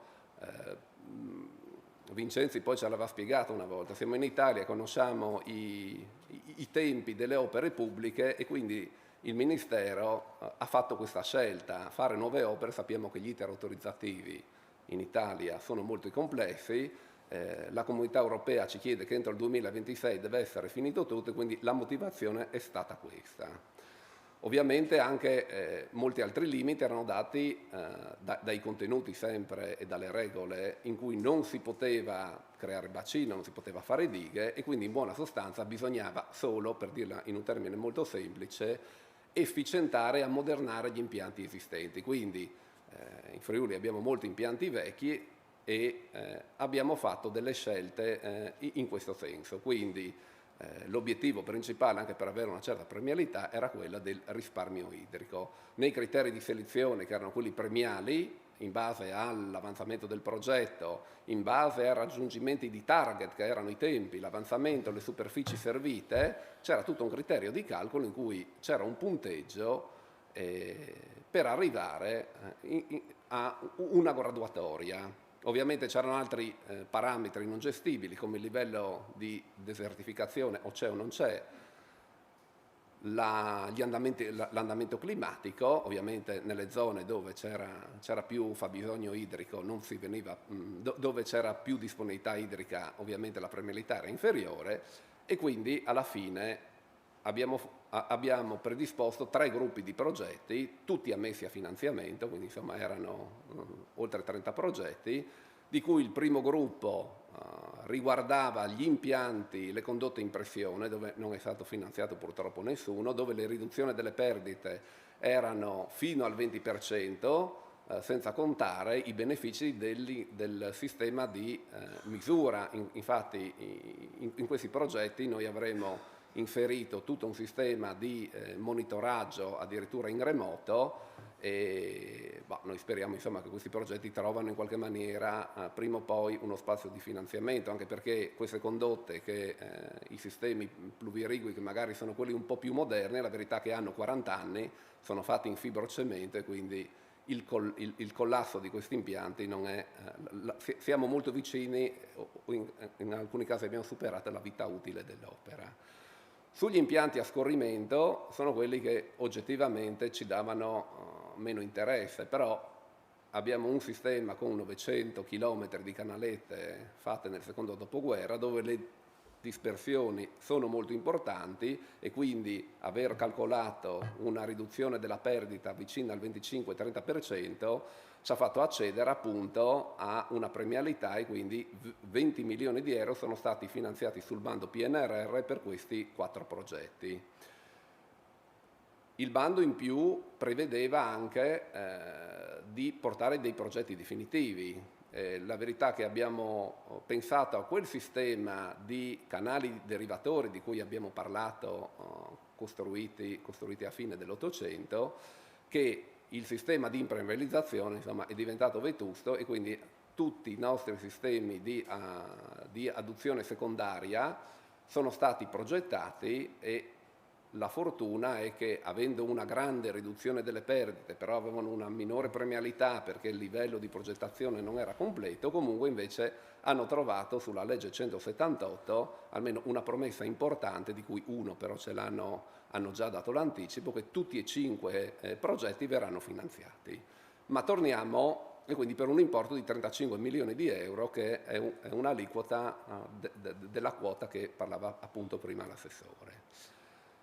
I progetti del PNR invece, parliamo dei progetti che abbiamo ricevuto il finanziamento, li abbiamo bandito la gara, abbiamo le imprese che inizieranno al termine di questa stagione irrigua. Sono 4 progetti, il primo da 7 milioni, prevede la ristrutturazione di 2 arterie principali di irrigazione nella bassa pianura, una alla Tisana, una a Aquileia, dove la riduzione delle perdite qua è importante, però come dicevamo prima, qua la risorsa idrica è disponibile, però si può pensare veramente a creare l'autostrada, e questa è veramente l'autostrada principale, perché sono corsi d'acqua lunghi 30 km, dove l'acqua delle risorgive viene portata fino in laguna, e da lì si può partire ad ampliare con tutti i sistemi moderni.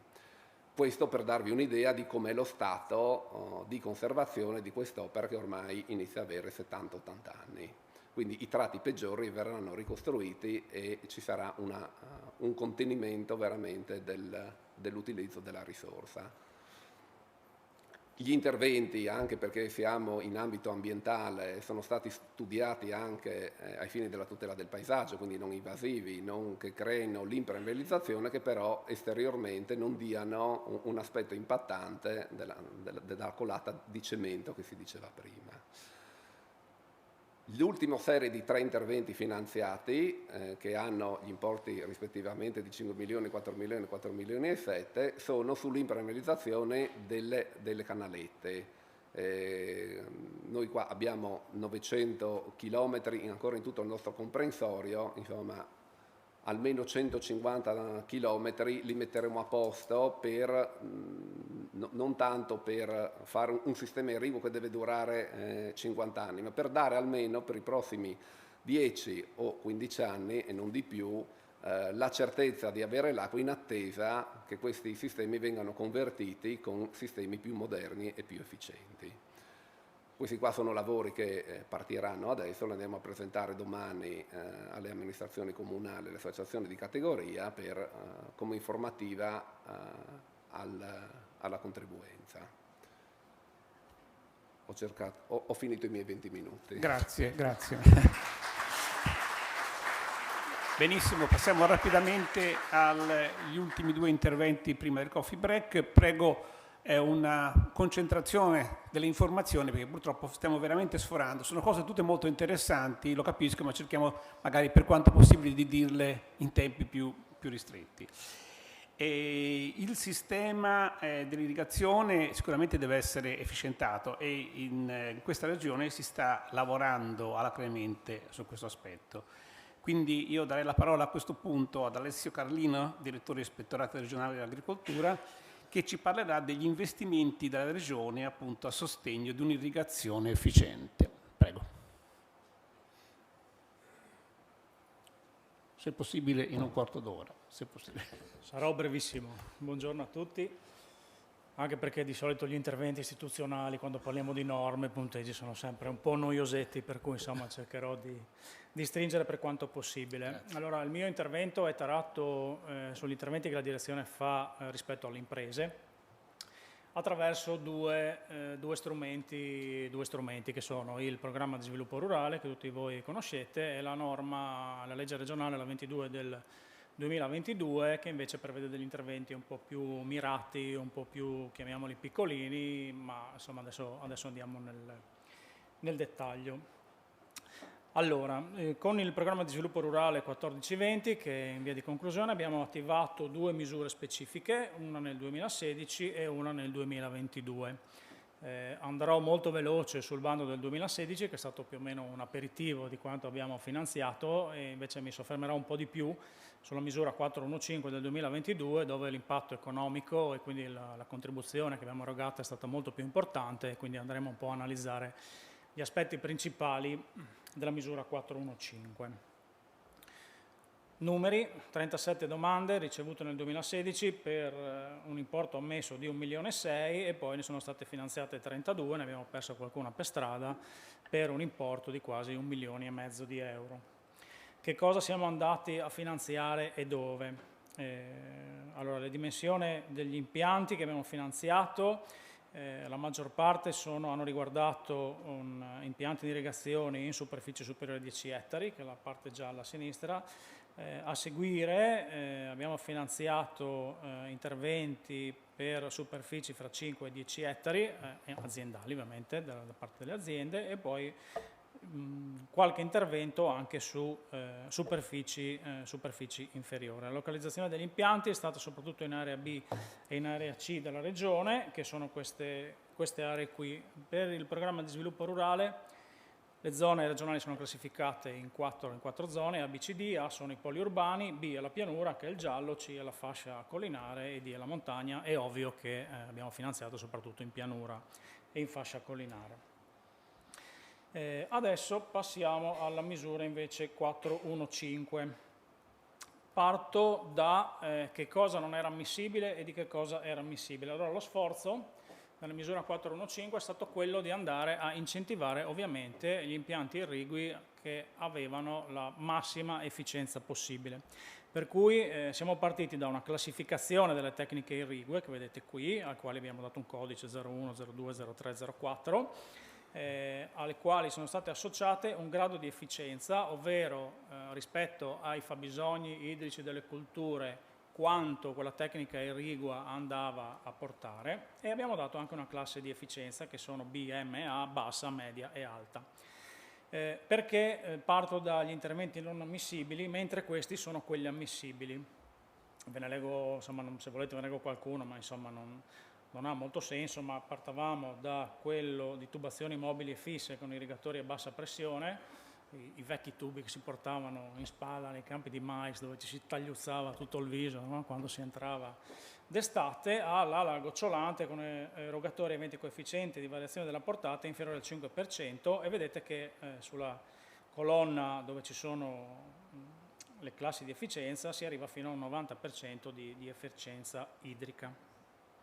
Dal mettere insieme queste tipologie di impianti abbiamo costruito questa matrice, spero che si capisca e si veda, ma questa è la matrice che ci diceva quanta efficienza c'era in più passando da un tipo di impianto a un altro. Adesso non entro nel dettaglio, ma insomma quelli non ammissibili sono quelli che stanno nella zona rossa, invece quelli ammissibili che abbiamo visto prima stanno nella zona azzurrina, e azzurrina un po' più scura, dove le classi di efficienza sono man mano più alti, passando da un impianto con minore efficienza a un impianto con maggiore efficienza. Come abbiamo tradotto poi e come abbiamo spinto verso impianti di maggiore efficienza? Attraverso il punteggio che veniva assegnato alle domande che venivano presentate. Per cui anche qui vedete che la tabella è complicata, ma il senso è più passi da meno efficiente a più efficiente e più punteggio hai in domanda. Poi sono stati dati altri punti per il settore, ovviamente ci si è concentrati a dare punti solo al settore cerealicolo-portolaginoso, che è quello che ha bisogno più di tutti di un'efficienza in ambito idrico. Altri punteggi che abbiamo dato è relativa alle superfici oggetto dell'intervento, passando da un minimo di 6 punti a 15 se passavo da un intervento che riguardava 1-2 ettari a uno che superava i 10 ettari. Se venivano creati anche dei piccoli invasi assegnavamo un ulteriore punteggio, e se si evitava l'utilizzo, cioè se si riutilizzava l'acqua, ovvero se non si consumava da corpo idrico sia sotterraneo che superficiale, veniva dato un ulteriore punteggio. Vedete che rispetto a quanto ci siamo detti fino adesso abbiamo centrato e ci siamo concentrati proprio su questi aspetti che abbiamo toccato con gli interventi precedenti. Quante domande sono state presentate? Vedete che la platea è aumentata notevolmente rispetto al bando del 2016, dove avevamo circa una quarantina di domande, invece ne abbiamo superato il centinaio di domande, e le risorse messe in campo ci hanno consentito di ammettere a finanziamento 94 domande per 6 milioni e 2 di importo richiesto. Il bando è del 2022, quindi stiamo cominciando a ricevere adesso le prime domande di saldo, per cui non abbiamo ancora i conti finali, se perderemo qualche pratica per strada o se avremo dei risparmi di spesa, ma l'impatto della misura, come vedete, è stato molto importante, e fortunatamente è stato molto importante visto l'argomento che stiamo trattando. Rimangono ancora in graduatoria 11 domande da finanziare, ma insomma, magari vediamo se troveremo le risorse in futuro, e questo spetta ovviamente alla politica. Dove sono stati finanziati gli impianti? Anche qui la parte del leone l'ha fatta la zona di pianura, ovviamente, con l'89% degli impianti che sono finiti in quella zona gialla che avevamo visto prima nella cartina della regione. La dimensione, anche qui abbiamo finanziato soprattutto impianti superiori a 10 ettari, quindi il 60%, che significa poche domande ma con un impatto di superficie massimizzato, se così possiamo dire. E anche questo sicuramente è un risultato importante, perché risparmiare acqua ci si riesce meglio concentrando le superfici che non spezzettando in 1000 rivoli gli interventi. Queste sono le domande come sono state presentate rispetto ai passaggi di classe di efficienza che abbiamo visto prima. La cosa molto importante è che 83 domande su 105 avevano richiesto un passaggio da medio a alto con coefficiente di efficienza del 90%, il che secondo me significa che l'obiettivo di massimizzare l'efficienza e il risparmio idrico è stato sicuramente raggiunto, perché la maggioranza degli impianti che abbiamo finanziato sono finiti proprio in questa categoria. Ovviamente i punteggi che abbiamo dato hanno portato un po' a questo risultato, ma sicuramente le aziende hanno compreso e quindi ci sono venute dietro in quelle che erano, diciamo, gli obiettivi che la Regione si dava.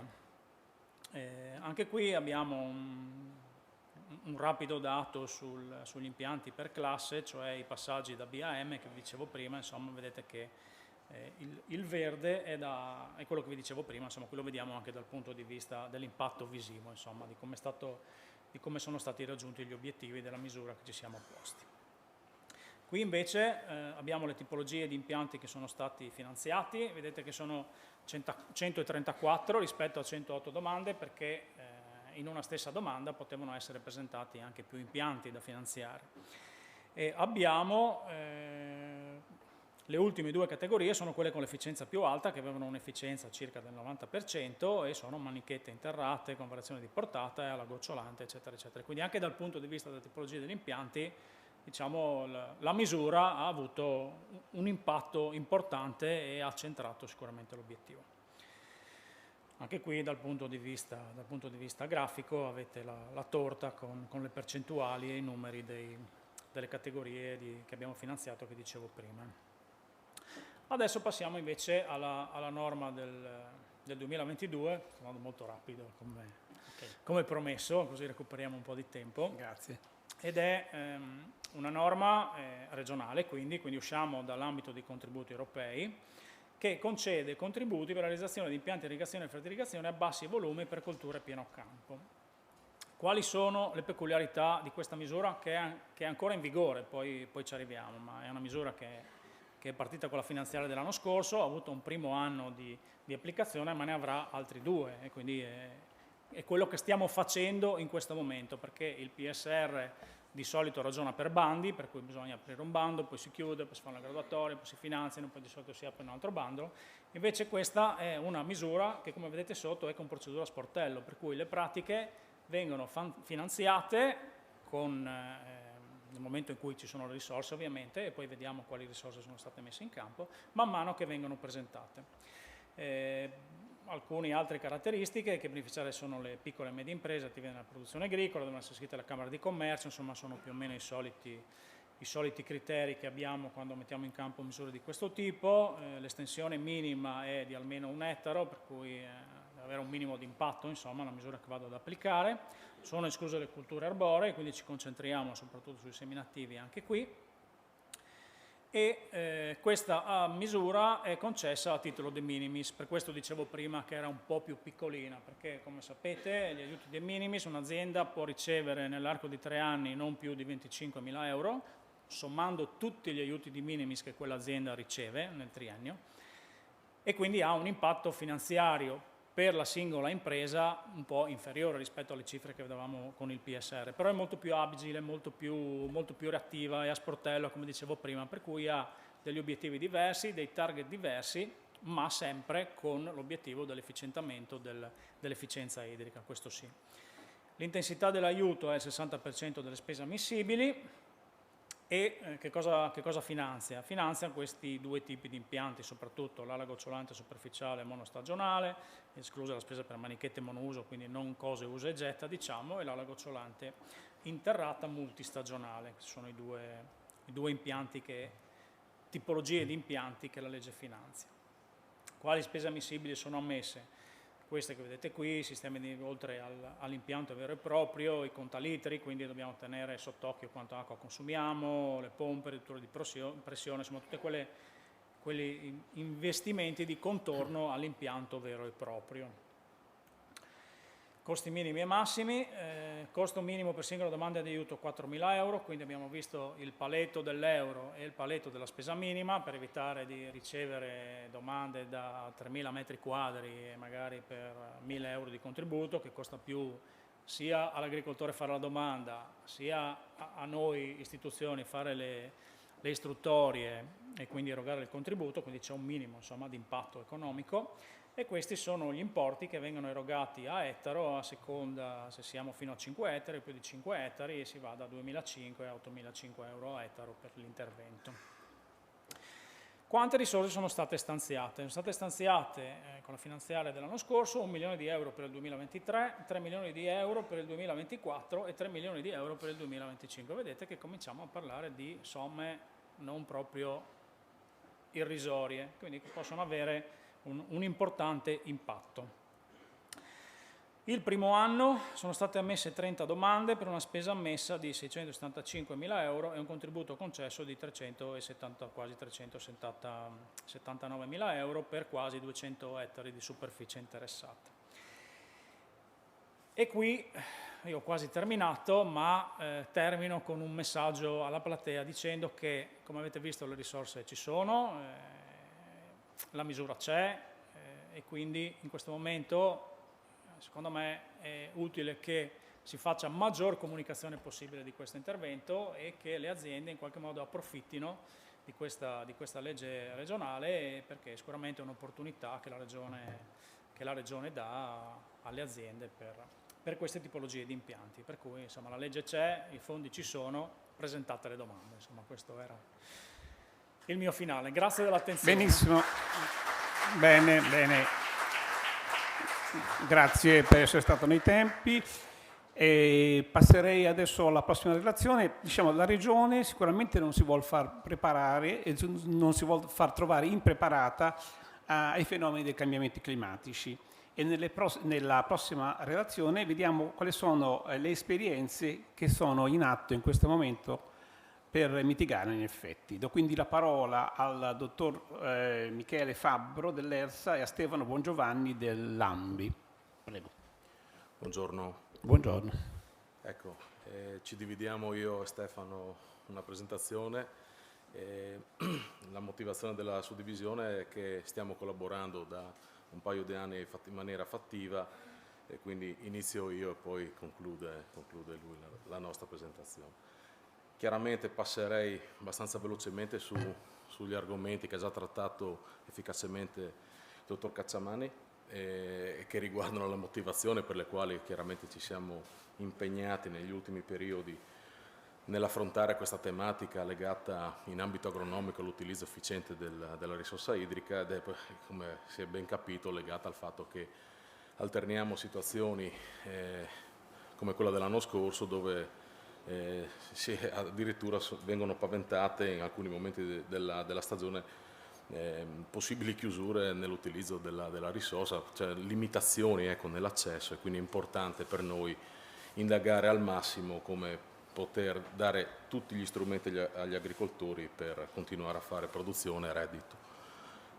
Quindi anche su questa parte qui, diciamo, vado via abbastanza velocemente. È chiaro che le nostre colture sono in sofferenza e quindi ci troviamo da una parte ad avere condizioni climatiche, soprattutto nel periodo estivo, con elevate temperature e stress idrici che si vengono a manifestare, anche perché c'è un calo decennale delle precipitazioni, soprattutto nel periodo estivo di giugno, luglio e agosto, e l'aumento appunto dell'evapotraspirazione che prima ha citato il dottor Cacciamani ci mettono nelle condizioni di indagare quali sono colture alternative o varietà della stessa specie che possiamo utilizzare per continuare a fare la nostra attività agricola efficacemente.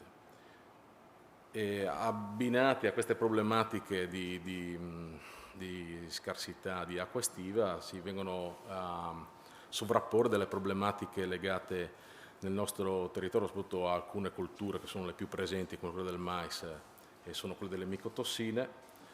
L'ERSA fa parte dell'osservatorio delle micotossine, anche quest'anno per altre motivazioni eravamo decisamente preoccupati dopo gli eventi grandinigeni che si sono manifestati.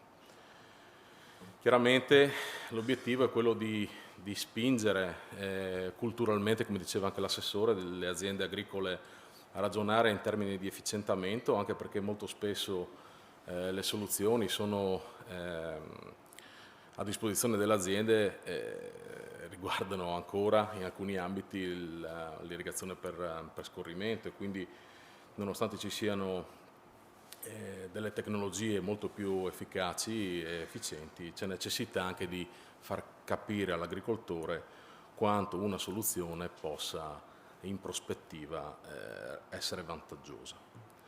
ERSA lavora da diverso tempo nella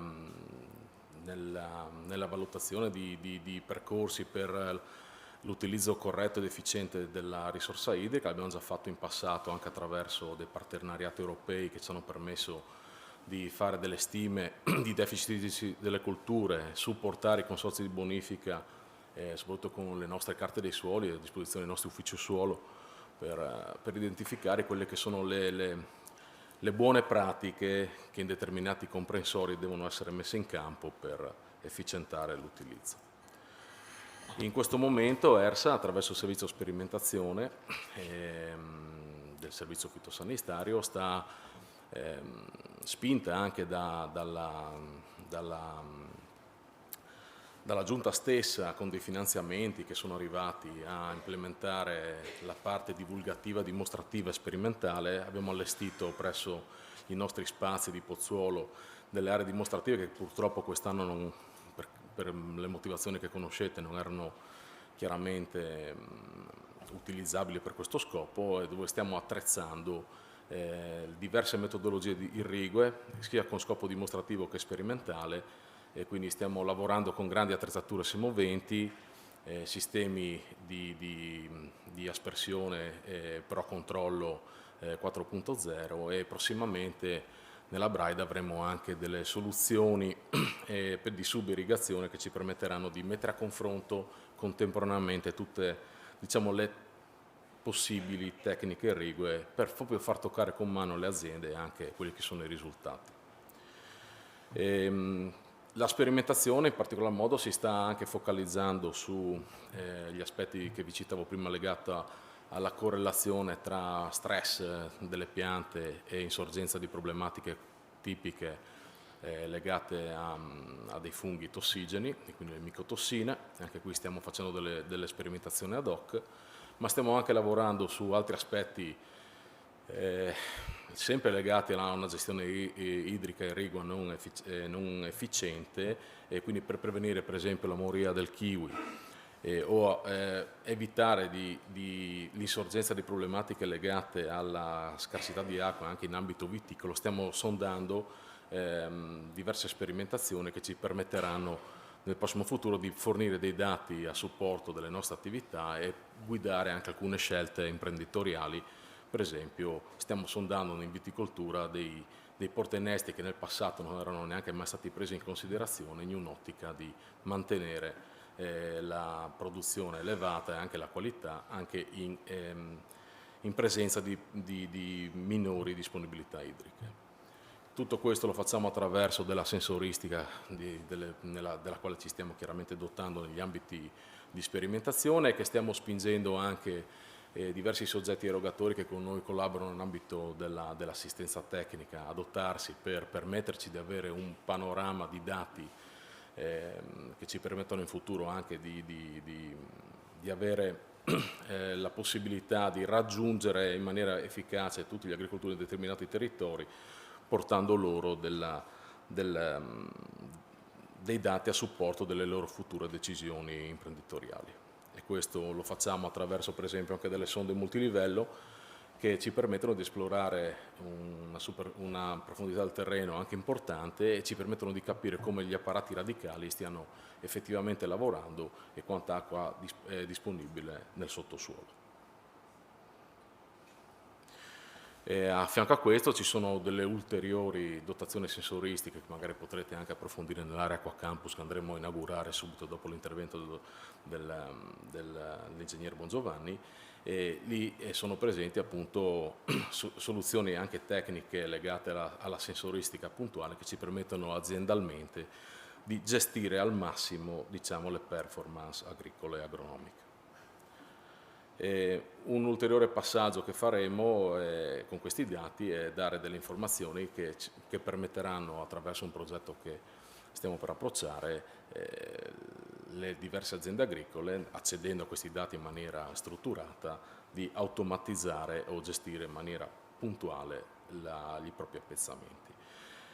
Una carrellata veloce su un progetto che abbiamo sempre in carico noi Commersa, che è AgriCS, è un progetto finanziato dal Piano di Sviluppo Rurale che ci ha permesso di implementare una modellistica tra le quali sono presenti anche i temi irrigui chiaramente e attraverso l'interpolazione di dati meteorologici, strati informativi del suolo, quindi la carta dei suoli e dati aziendali è possibile avere una fotografia di quella che è l'effettiva esigenza idrica nei propri appezzamenti e quindi avere anche a livello di comprensorio eventualmente, e questo lo valutiamo assieme ai consorzi, una fotografia di quelli che sono gli stress, le esigenze e le riserve irrigue disponibili.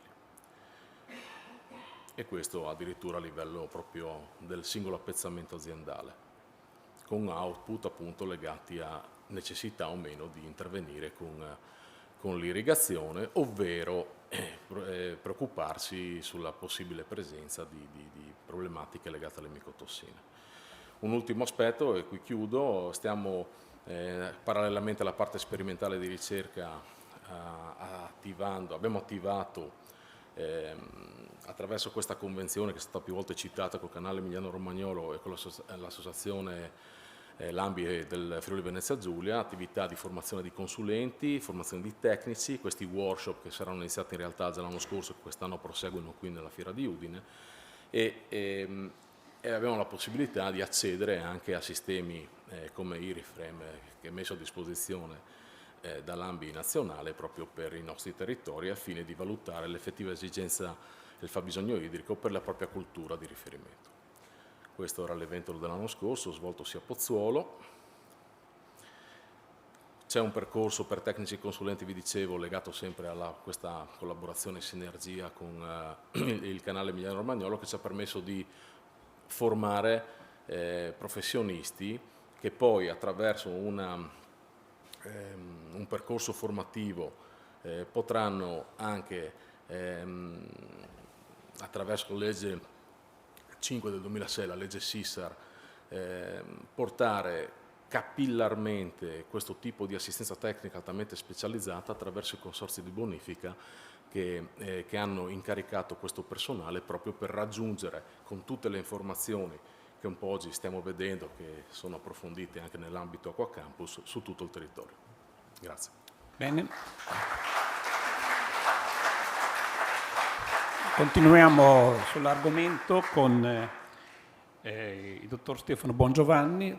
Ecco, vedo con piacere che abbiamo già cominciato a parlare di tutti quegli aspetti più tecnologici, sensoristici, eccetera, che poi nel pomeriggio andremo ad approfondire. Prego. Grazie. Buongiorno a tutti, consapevole anche dell'orario, cercherò di essere abbastanza veloce e pratico, nel senso che voglio darvi qualche informazione utile anche per darvi la prospettiva dei prossimi anni, insomma delle misure che i consorzi della Regione stanno adottando per venire incontro agli scenari che ormai sono stati ampiamente illustrati nelle relazioni di questa mattina. E che i consorzi di bonifica della Regione, ovviamente, penso lo saprete, sono tre: il Celina Meduna, consorzio di bonifica Pianura Friulana e il consorzio di bonifica della Venezia Giulia. Copriamo una superficie che è pari circa alla metà della superficie regionale, circa 374.000 ettari. Ovviamente quindi l'impatto sul mondo agricolo dell'attività dei consorzi è fondamentale. Dei 374.000 ettari non tutti, mi viene da dire ahimè, sono già irrigati. Come vediamo in questa tabella abbiamo una superficie irrigata da parte del consorzio Celina Meduna di 24.000 ettari circa, da parte del consorzio di bonifica Pianura Friulana circa 33.000 ettari e per quanto riguarda la Venezia Giulia circa 8.000 ettari, quindi siamo 66.000 ettari su 374.000. L'auspicio, se avessimo anche un domani la risorsa idrica disponibile, sarebbe implementare del 50% la superficie irrigata, arrivare anche a 100.000 ettari, però ovviamente sono valutazioni che possono essere fatte nel medio e lungo termine. Prima di tutto dobbiamo dare garanzie al comparto agricolo che attualmente serviamo. Quindi capite che i cambiamenti climatici che abbiamo già analizzato richiedono di prevedere, vedere il futuro anche dal punto di vista della disponibilità dell'acqua. Sappiamo benissimo che l'agricoltura usa tanta acqua, dobbiamo cercare di usarla magari meno e meglio, e proprio questi sono gli obiettivi delle misure che adesso vi vado ad illustrare. Per quanto riguarda il consorzio di bonifica Celina Meduna, ha una fortuna, tra virgolette, che è quella di disporre di invasi, quindi dal punto di vista energetico consumano meno energia elettrica, però gli invasi per dare un servizio irriguo devono essere pieni e non sempre, lo sappiamo anche nel 2022, vedo il Presidente, vedo il Direttore, c'è stata la disponibilità dell'acqua negli invasi e quindi sono state fatte delle scelte abbastanza difficili anche in certe zone, in particolare nella Sta del Meduna.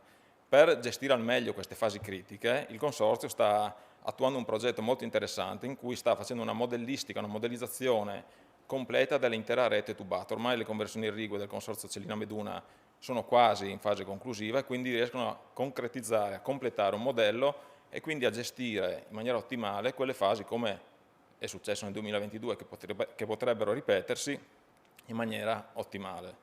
Sono modellizzazioni veramente di ampia scala, penso che a livello nazionale siano poche le aree che sono completamente modellizzate come in questo caso. È uno strumento che sicuramente tornerà utile in futuro. Stanno però pensando di ampliare le superfici servite andando a utilizzare delle cave esistenti. Quindi in questo caso faccio veramente delle slide, degli spot, perché ovviamente non riesco ad indicarvi tutte le attività puntualmente previste.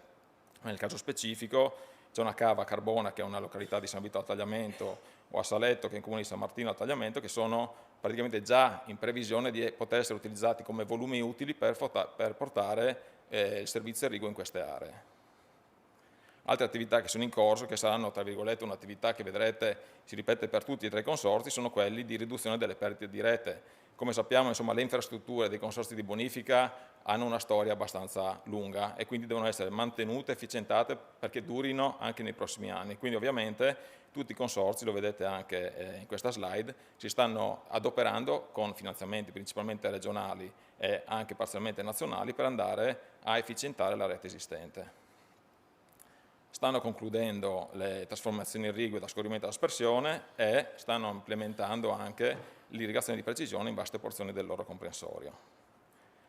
Consorzio di bonifica Pianura Friulana, di cui sono direttore tecnico, ecco, vi do qualche dato più specifico. Vi posso dire che tra il 2006 ed il 2022 sono state attuate numerose conversioni irrigue, che lo vediamo dopo con un grafico a torta, ci consentono e ci hanno consentito anche nel 2022 di gestire al meglio l'annata. Ovviamente ci sono state delle zone, tra virgolette, sacrificate, che sono ad esempio quelle servite con acqua di falda, su cui oggettivamente nel 2022 è stata un'annata difficile, ma nelle zone servite con acqua del tagliamento, grazie alle conversioni irrigue del 2022, la stagione irrigua è andata abbastanza bene. Anche noi abbiamo dovuto fare scelte dolorose, andando a chiudere alcuni canali in cui c'è l'irrigazione di soccorso, ma non l'irrigazione strutturata, però diciamo, siamo riusciti a erogare comunque un servizio, ritengo, adeguato alle aziende agricole.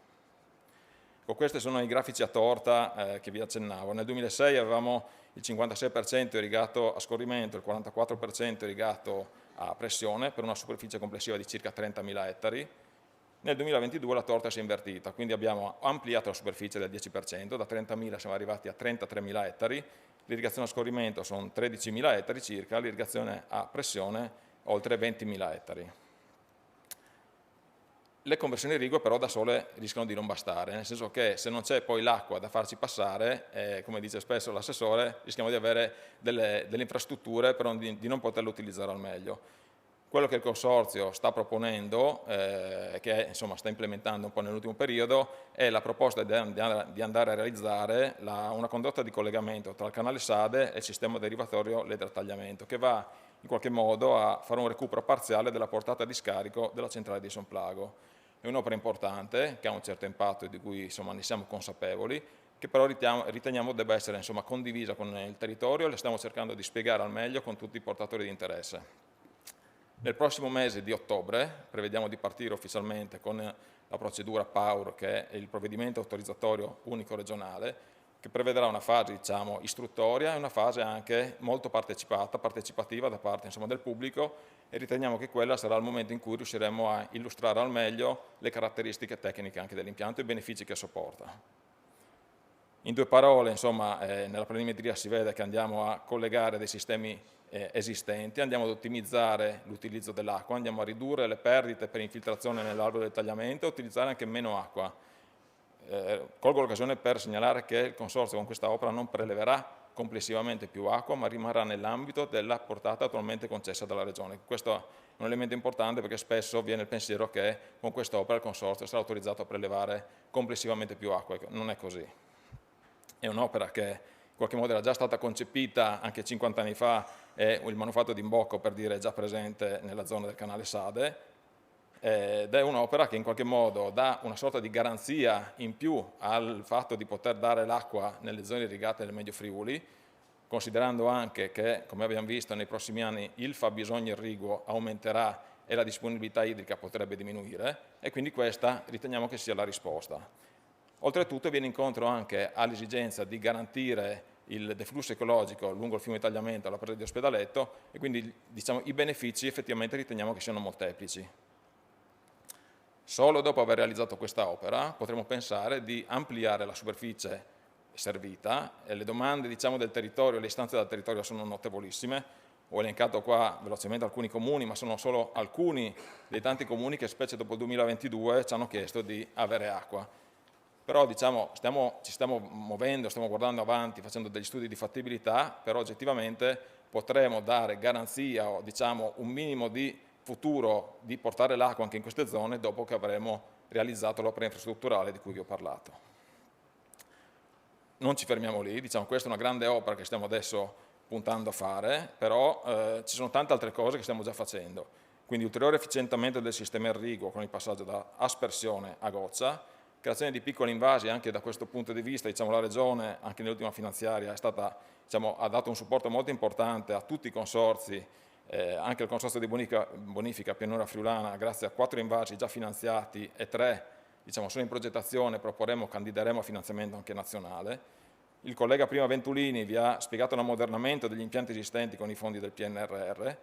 Vogliamo implementare la diffusione del consiglio irriguo mediante apposite app, cioè vogliamo consigliare, dare supporto ai nostri utenti per dire quando e come serve irrigare, e l'attività del SISAR prevista quest'anno va anche in questa direzione.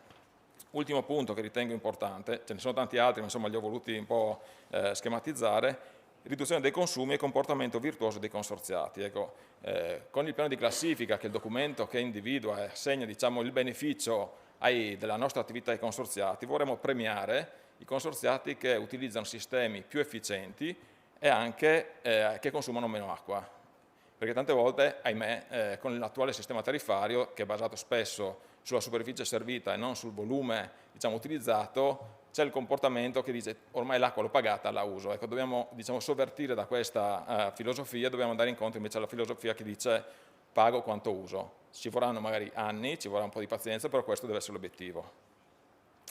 Chiudo con il consorzio di bonifica della Venezia Giulia. Le azioni sono simili per certi versi a quelle che sono anche degli altri consorzi, ma c'è anche qualche peculiarità, e devo dire su certi aspetti hanno visto lungo, tra virgolette, nel senso che hanno già concluso praticamente la conversione a pressione, ad aspersione, e stanno adesso concludendo anche la conversione da aspersione a goccia, quindi rendendo ancora più efficiente tutto il sistema. Quindi vedete, sviluppo dell'irrigazione localizzata, gestione informatizzata dell'irrigazione, anche loro lo hanno fatto, sono più avanti anche negli anni scorsi, sono già partiti con un sistema di prenotazione dell'irrigazione, riduzione delle perdite, realizzazione di bacini di accumulo. Anche su questo sono stati un po' i precursori nella zona del Coglio nella realizzazione di alcuni invasi, dopo ne vedremo uno dei tanti che hanno fatto. Recupero dell'acqua sollevata a mare dalle idrovore, e anche il consorzio di bonifica Pianura Friulana su questo ha ricevuto un finanziamento dalla Regione per sviluppare questa possibilità, e recupero delle acque reflue, su cui dopo ho visto ci sarà un intervento anche della dottoressa Zuccaro che seguirò con particolare attenzione. Come opere strategiche, approvvigionamento dall'Isonzo con progetto per la riduzione del fenomeno dell'hydropicking, un fenomeno che penso ne sarete a conoscenza, che comporta delle oscillazioni molto forti delle portate disponibili nell'Isonzo a causa della gestione della diga di Salcano da parte della Slovenia, e quindi questo genera grossissime difficoltà nella gestione del servizio irriguo e anche dell'ecosistema dell'Isonzo, quindi anche questa è un'opera che in qualche modo andrebbe a contemperare diverse esigenze. Collegamento per le necessità irrigue tra la restituzione del canale adduttore e la presa dei canali dottori, e realizzazione di impianti per la produzione di energia elettrica da fonte rinnovabile. Un piccolo inciso: le conversioni irrigue che i consorzi stanno attuando negli ultimi anni comportano sì un risparmio idrico, ma un grande consumo energetico, e quindi tutti i consorzi di bonifica si stanno attivando perché ovviamente i costi energetici aumentano. Nel 2022 è stato poi un'annata, si sa, orribile per tutte le aziende, ma anche i consumi dei consorzi di bonifica sono andati alle stelle. Per non incidere eccessivamente sui consorziati è necessario produrre energia da fonte rinnovabile che faccia una almeno parziale compensazione tra costi e ricavi, e quindi stiamo ulteriormente implementando, dove possibile, la produzione di energia da fonte rinnovabile. Alcune foto, alcuni interventi in corso, sia per il risparmio idrico, quindi sia del rivestimento dei canali principali che l'intubamento degli stessi. Questo è uno degli invasi realizzati dal Consorzio di bonifica della Venezia Giulia, in questo caso in comune di Prepotto. Sono 15.000 metri cubi, quindi sono opere che si inseriscono dal punto di vista ambientale in maniera, ritengo, molto bene, molto adeguata, che vanno a servire piccole superfici che però danno un'ottima resa anche alle aziende servite. Altro intervento è il recupero delle acque reflue, come vi dicevo, dopo ne parlerà la dottoressa Zuccaro. Ci stiamo muovendo, stiamo valutando un po' la fattibilità in diversi ambiti regionali. Anche in questo caso il Consorzio di bonifica della Venezia Giulia, in comune di Stannazzano, c'è un impianto di depurazione, c'è un'idrovora, e vogliono fare anche un impianto di sollevamento per evitare di dover sollevare quell'acqua e scaricarla a mare, ma quell'acqua di adeguata qualità può essere utilizzata invece anche a fini irrigui. Vado verso la conclusione con l'illustrazione di questo intervento, sempre in previsione da parte del Consorzio di Bonifica della Venezia Giulia, con l'efficientamento del collegamento tra vari canali. Questo serve, diciamo siamo nella zona di Gradisca di Isonzo, serve a ridurre le perdite lungo il fiume Isonzo, che come vi dicevo è soggetto al fenomeno molto fastidioso dell'hydropeaking. Con quest'opera si vanno a ottimizzare le interconnessioni tra i vari canali e a mitigare quel fenomeno dell'hydropeaking. Come vi dicevo, anche l'anno scorso ha messo in gravissima difficoltà il Consorzio, che comunque si è attivato per garantire il servizio in maniera ottimale. Ultima slide per illustrarvi quello che è in progetto in un bacino. Il bacino è già realizzato, quello che è in progetto è l'impianto fotovoltaico flottante, galleggiante, in questo caso da 2 MW. È un'opera che può garantire una certa produzione, può garantire quindi la produzione di energia da fonte rinnovabile, va a compensare maggiori consumi energetici per l'irrigazione a pressione. Ho cercato di essere molto rapido, però ho cercato di illustrarvi quali sono insomma, i consorzi, quali sono le attività che i consorzi vogliono fare a supporto delle eccellenze agroalimentari del Friuli Venezia Giulia, non pensando solo al presente, ma avendo anche uno sguardo verso il futuro. Grazie.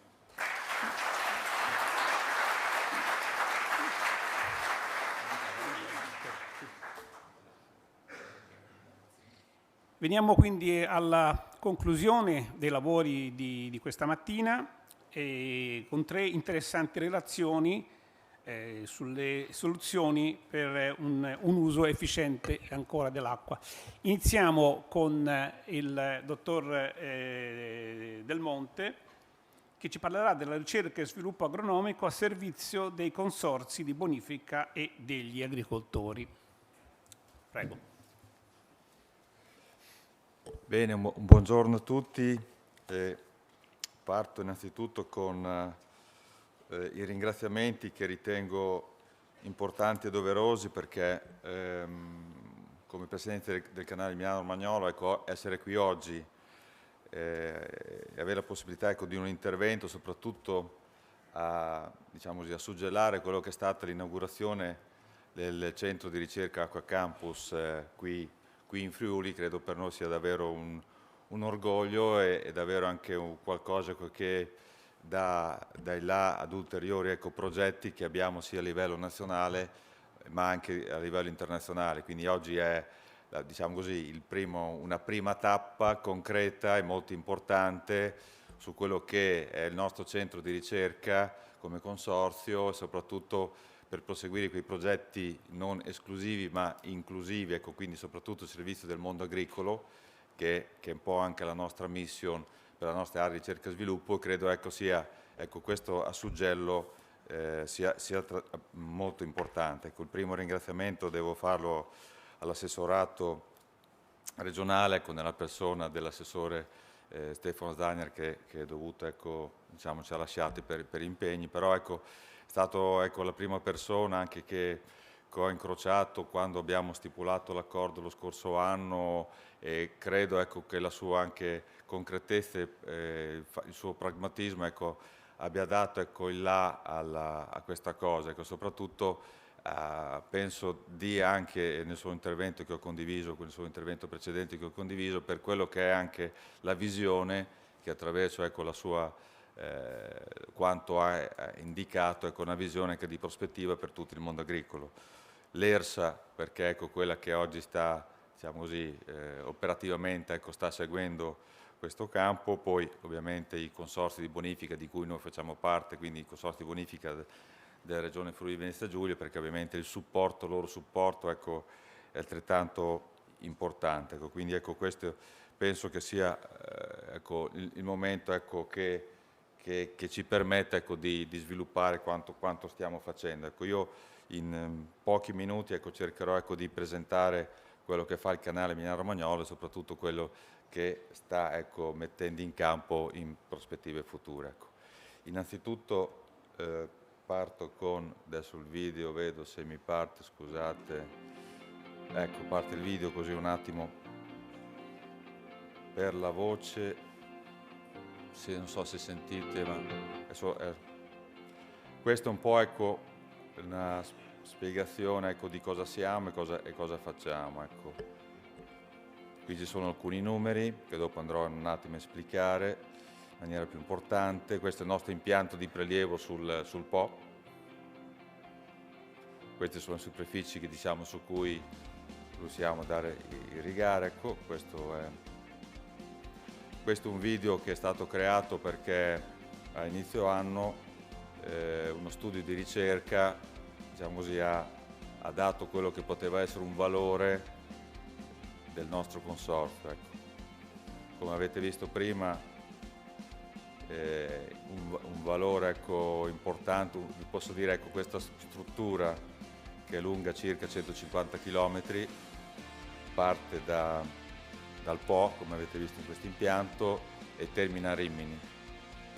Termina a Rimini e lungo tutta quest'asta distribuisce acqua sia per un uso ovviamente irriguo in agricoltura, ma parliamo anche di civile e di potabile. Questo è il canale, diciamo, per la parte ovviamente in cemento. Questa è una foto, ecco. Quindi ecco, questi sono un po' i numeri del nostro consorzio. Ecco, la sua asta, come vedete qui sulla cartina, parte dal Po, termina a Rimini. Noi abbiamo una concessione di prelievo che si aggira circa a 70 metri cubi al secondo. Noi distribuiamo mediamente, qui abbiamo messo 350, che sono questi degli ultimi 3 anni, 350 milioni di metri cubi sono quelli distribuiti mediamente. Abbiamo una superficie irrigabile attraverso i consorzi di bonifica nostri associati di circa 175.000 ettari. La superficie su cui, diciamo, insistiamo è quasi il doppio, perché parliamo di circa 330.000 ettari. Noi abbiamo 5 consorzi di bonifica associati e poi abbiamo un associato extra-agricolo, perché l'associato extra-agricolo è Ravenna Servizi Industriali, perché noi attraverso quest'acqua che trasportiamo poi attraverso un fiume che la portiamo a Ravenna, quindi attraverso il fiume Lamone, noi serviamo tutta la città di Ravenna sia per quello che è l'uso potabile, ovviamente fornendo acqua grezza per un potabilizzatore, ma anche tutto quello che è il funzionamento del petrochimico di Ravenna e anche quelli che sono gli impianti antincendio. Ecco, garantiamo con quell'acqua a sostegno, ecco, di queste attività. Ecco, quindi noi siamo un po', per così dire, come qualcuno ci definisce, come ci anche autodefiniamo, l'autostrada. Le strade secondarie sono tutti i consorzi di bonifica nostri associati, quindi questi 5 consorzi, che distribuiscono sia con condotti in pressione sia con i canali di irrigazione, distribuiscono direttamente a tutto il mondo agricolo. Quindi queste sono un po' le multifunzionalità del nostro sistema, quindi in primis ovviamente l'agricoltura. Ricordo che questo canale è stato concepito, già, diciamo, pensato già nel lontano 1600, poi col tempo, ecco, doveva, diciamo, partire da Alessandria, quindi doveva essere un po' più, diciamo così, nella parte non emiliano-romagnola, ma più nella parte piemontese-lombarda. Poi, ecco, negli anni ecco, l'Italia, ecco, nelle sue dinamiche politiche ha cambiato tante cose e il CER di fatto è stato nato come consorzio nel 1933 con un decreto regio, ma la sua costruzione è cominciata effettivamente attorno agli anni 50. Ecco.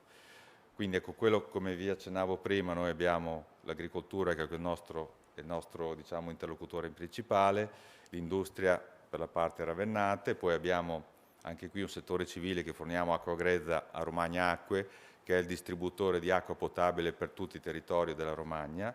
Ovviamente abbiamo anche una parte ambientale, perché è quello che garantiamo anche alcune aree umide che insistono sul nostro territorio. E infine l'area ricerca e innovazione, che è stata creata anche questa a livello negli anni 60, scusate, che oggi stiamo ulteriormente sviluppando, perché è una delle aree più importanti del nostro consorzio. Questa è l'infrastruttura legata ad Acqua Campus, qui ci sono un po' i numeri di Acqua Campus. Noi abbiamo un'azienda a Budrio di Bologna, un'azienda che ha un'azienda agricola, ecco, dove viene fatta un po' tutta la sperimentazione, quindi abbiamo circa 12 ettari dove vengono suddivisi in 25 campi sperimentali. Noi stiamo, ecco, facendo accordi di collaborazione con tutte le strutture economiche agricole del territorio, facciamo anche accordi di collaborazione, di sviluppo, di ricerca, anche mirati su alcune specificità. Quindi ecco, quello che stiamo anche cercando di fare è dare un supporto in base anche alla richiesta legata anche a quelli che sono i cambiamenti climatici, quindi un supporto all'agricoltore per capire quello che deve essere il metodo irriguo in prospettiva di queste nuove situazioni climatiche. Quindi questo è un po' anche quello che cerchiamo di fare in questi nuovi accordi, capire anche quest'acqua come deve essere utilizzata. È una risorsa molto preziosa, è stato più volte sottolineato, quindi essendo una risorsa molto preziosa dobbiamo assolutamente cercare di utilizzarla al meglio. Noi abbiamo all'interno di questo campo abbiamo delle infrastrutture, abbiamo un'area dimostrativa che ovviamente è una sorta di showroom all'aperto dove sono presenti tutte le grandi macchine, però abbiamo anche per un discorso di area dimostrativa tutti i sistemi anche di microirrigazione, e in più abbiamo anche a favore anche soprattutto dei sistemi consortili, quindi dei consorzi di bonifica, quelle che sono le attrezzature che oggi danno la possibilità anche qui di un uso corretto nella distribuzione dell'acqua. Ecco, noi non era specificato nelle slide precedenti, ma calcolate che l'acqua che preleviamo dal Po la solleviamo per circa 15 metri in vari impianti, nei primi impianti idrovori, dopodiché viene percaduta, arriva fino quasi al termine dell'asta. Quindi capite anche quello che è lo sforzo e soprattutto il consumo energetico che questo consorzio deve fare. Altra sottolineatura, l'acqua che noi forniamo, vi ho detto, per un discorso di uso potabile, quindi acqua grezza, perché il primo tratto in cui l'acqua viene immessa è in realtà il cavo napoleonico, che è un'infrastruttura che è stata creata soprattutto in prospettiva di scolmatore delle piene del Reno, quindi il Reno in caso di piene l'acqua invece di virare verso per il suo corso naturale del Reno che andava verso Ravenna viene mandata verso il Po. Oggi non siamo più in queste situazioni da alcuni anni, però viene utilizzato in entrambe le direzioni, quindi viene sia per immettere acqua nel canale vero e proprio, sia come scolmatore. Questo tratto di 15 km è un fitodeporatore naturale perché è un canale in terra e quindi permette il passaggio dell'acqua in questo tratto a pulire, tra virgolette, l'acqua che poi viene fornita successivamente. Qui abbiamo un po' di numeri anche di quelli che sono i visitatori del nostro campo, quindi in primis ovviamente parliamo di agricoltori, organizzazioni dei produttori, quindi noi siamo aperti a qualsiasi momento di verifica anche di quelle che sono le innovazioni tecnologiche per l'irrigazione. Ovviamente le aziende attraverso il nostro campo dimostrativo cercano anche di fare dei momenti per chi usufruisce di queste tecnologie. Poi un altro aspetto per noi molto importante è legato a visite da parte degli studenti, quindi delle scuole, delle università, degli enti di ricerca con cui cerchiamo di avere sempre collaborazioni molto strette e essere anche un punto di riferimento, ripeto, inclusivo e a disposizione di chi ne vuole farsene partecipe e non qualcosa di esclusivo per non essere divulgato. E infine quelli che sono anche i decisori politici, quindi invitiamo regolarmente nei momenti che è possibile visitare quest'area dimostrativa anche le istituzioni e i politici legati anche a quello che è tutto il mondo dell'irrigazione, quindi sul settore ambiente, agricoltura e non solo, ma legato anche al mondo delle infrastrutture, perché quelle che ovviamente è importante che quello che è tutta la distribuzione e soprattutto la capacità irrigua del nostro Paese deve essere condiviso un po' da tutto il settore del mondo politico. Qui infine abbiamo creato anche un Acqua Campus Natura, questo insiste nel parco del Delta del Po e qui abbiamo un ecosistema umido dove andiamo a studiare un po' quella che è in sostanza anche la risalita del cuneo salino, perché noi specialmente nel 2022 causa una siccità molto, molto forte, abbiamo avuto una risalita del cuneo salino per l'area che ci riguarda, ecco, quindi parliamo di circa 35-40 km, ecco, che è risalito il cuneo salino, e attraverso quest'area, questo Acquacampus Natura, noi andiamo a verificare la presenza di flora e fauna, in particolar modo qui vedete, ecco, la protezione e la densità della popolazione che abbiamo di tartarughe di acqua dolce ci permette, ecco, di capire quanta questa salinità, ecco, si sta alzando e qual è il valore, ecco, in percentuale, ecco, che sta creando, ecco, di difficoltà. Questo è il servizio di Reframe, dove noi siamo un po' il responsabile tecnico, poi se ne parlerà poi in maniera più approfondita, ecco, dove noi all'interno, ecco, di questo sistema, ecco, deve essere, ecco, creato e sviluppato ulteriormente a livello di sistema nazionale, dove qui vedete un po' tutti quelli che sono i dati e quello che diciamo così, può essere sviluppato questo servizio, ovviamente creato da ANBI a livello nazionale per tutto il sistema delle bonifiche, dove ovviamente c'è un discorso che i benefici che può portare ovviamente al mondo agricolo, li vedete qui elencati, quindi un risparmio idrico, un risparmio energetico, un risparmio di manodopera, significa anche ovviamente una sostenibilità ambientale ed economica dell'impresa e dell'azienda agricola. Ecco.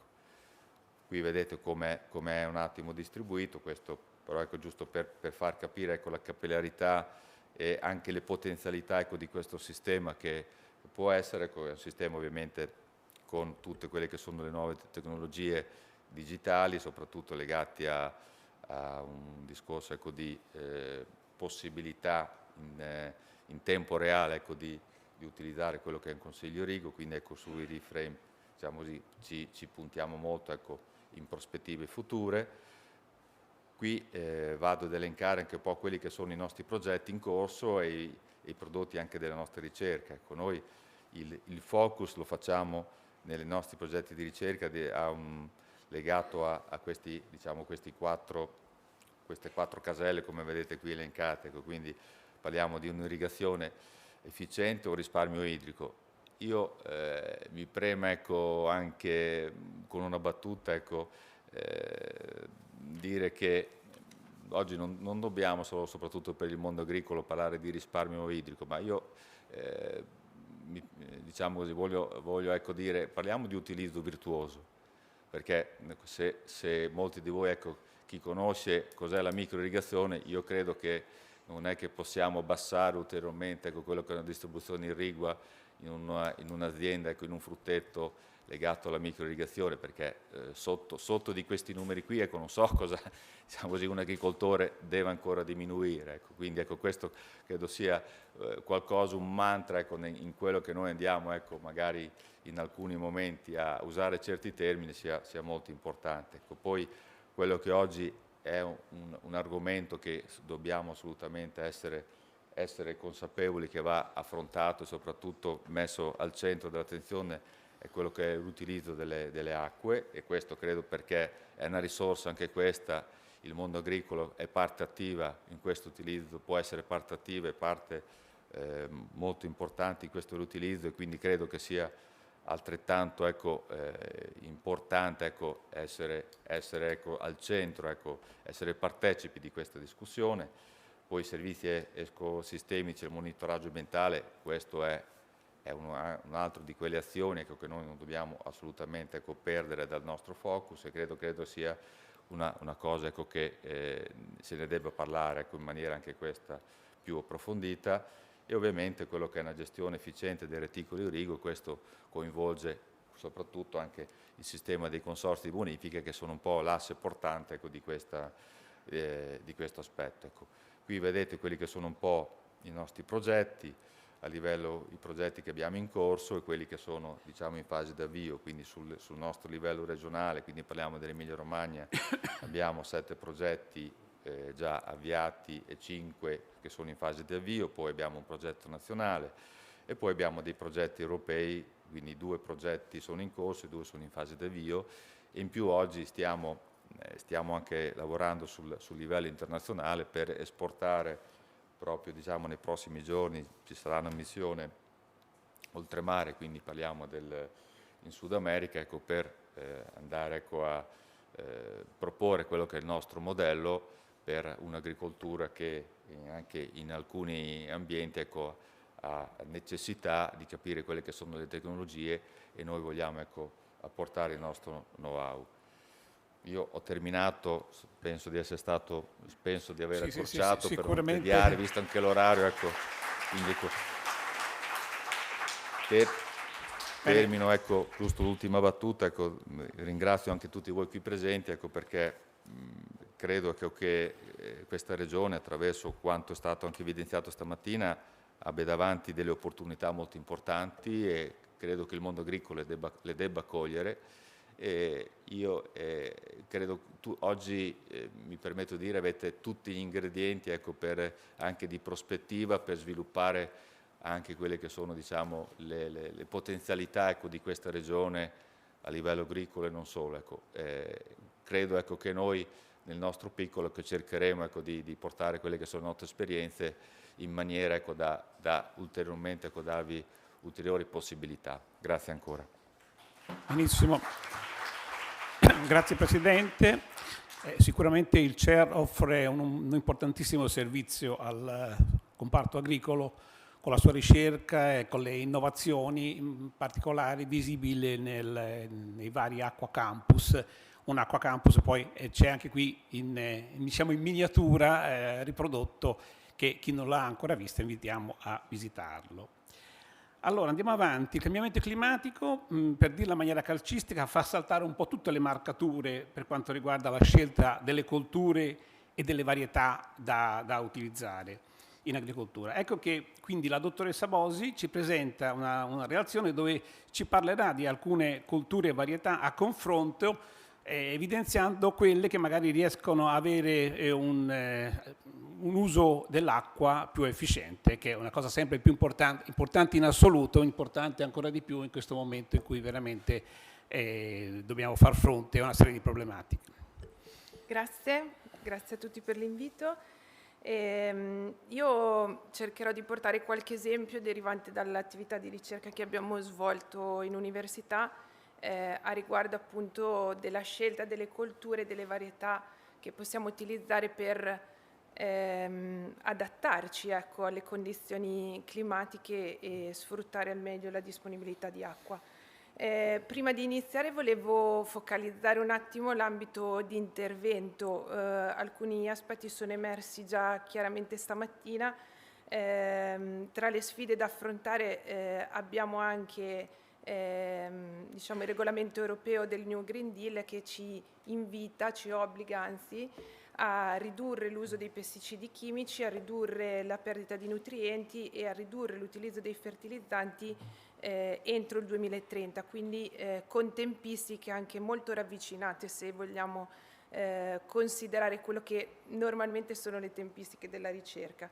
Allo stesso tempo abbiamo la sfida del cambiamento climatico, già discussa ampiamente. Come emergeva stamattina, sicuramente il bacino del Mediterraneo è una delle zone maggiormente interessate dagli effetti del cambiamento climatico, dove ci attendiamo una riduzione delle temperature.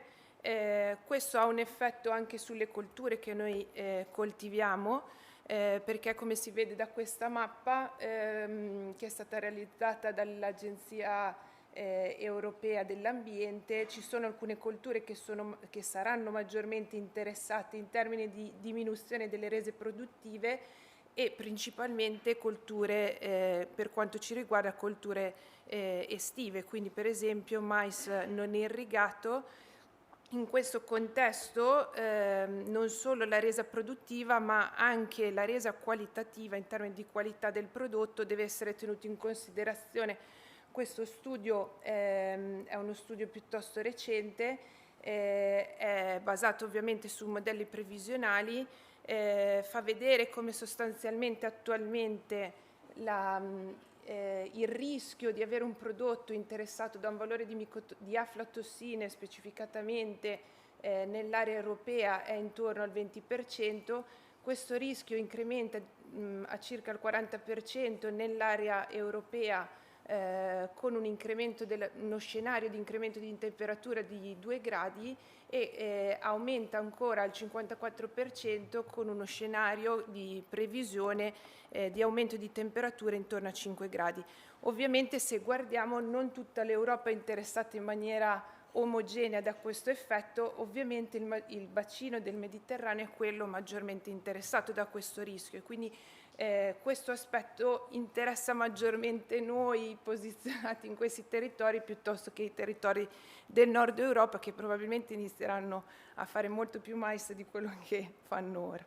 Quindi come possiamo adattare lo sviluppo? Io cercherò di dare qualche spunto che non vuole essere assolutamente risolutivo, ma solo punti di condivisione, ecco, sia sulla scelta del genotipo delle varietà che sulla scelta di colture più resilienti, alle quali ovviamente va sempre affiancato le tecniche agronomiche che possono massimizzare questi effetti. Allora, sulla scelta del genotipo, sulla scelta del genotipo esistono già da tempo degli studi che vengono normalmente realizzati o dal CREA nelle sue diverse sedi o anche dalle ditte sementiere produttrici di varietà o di ibridi.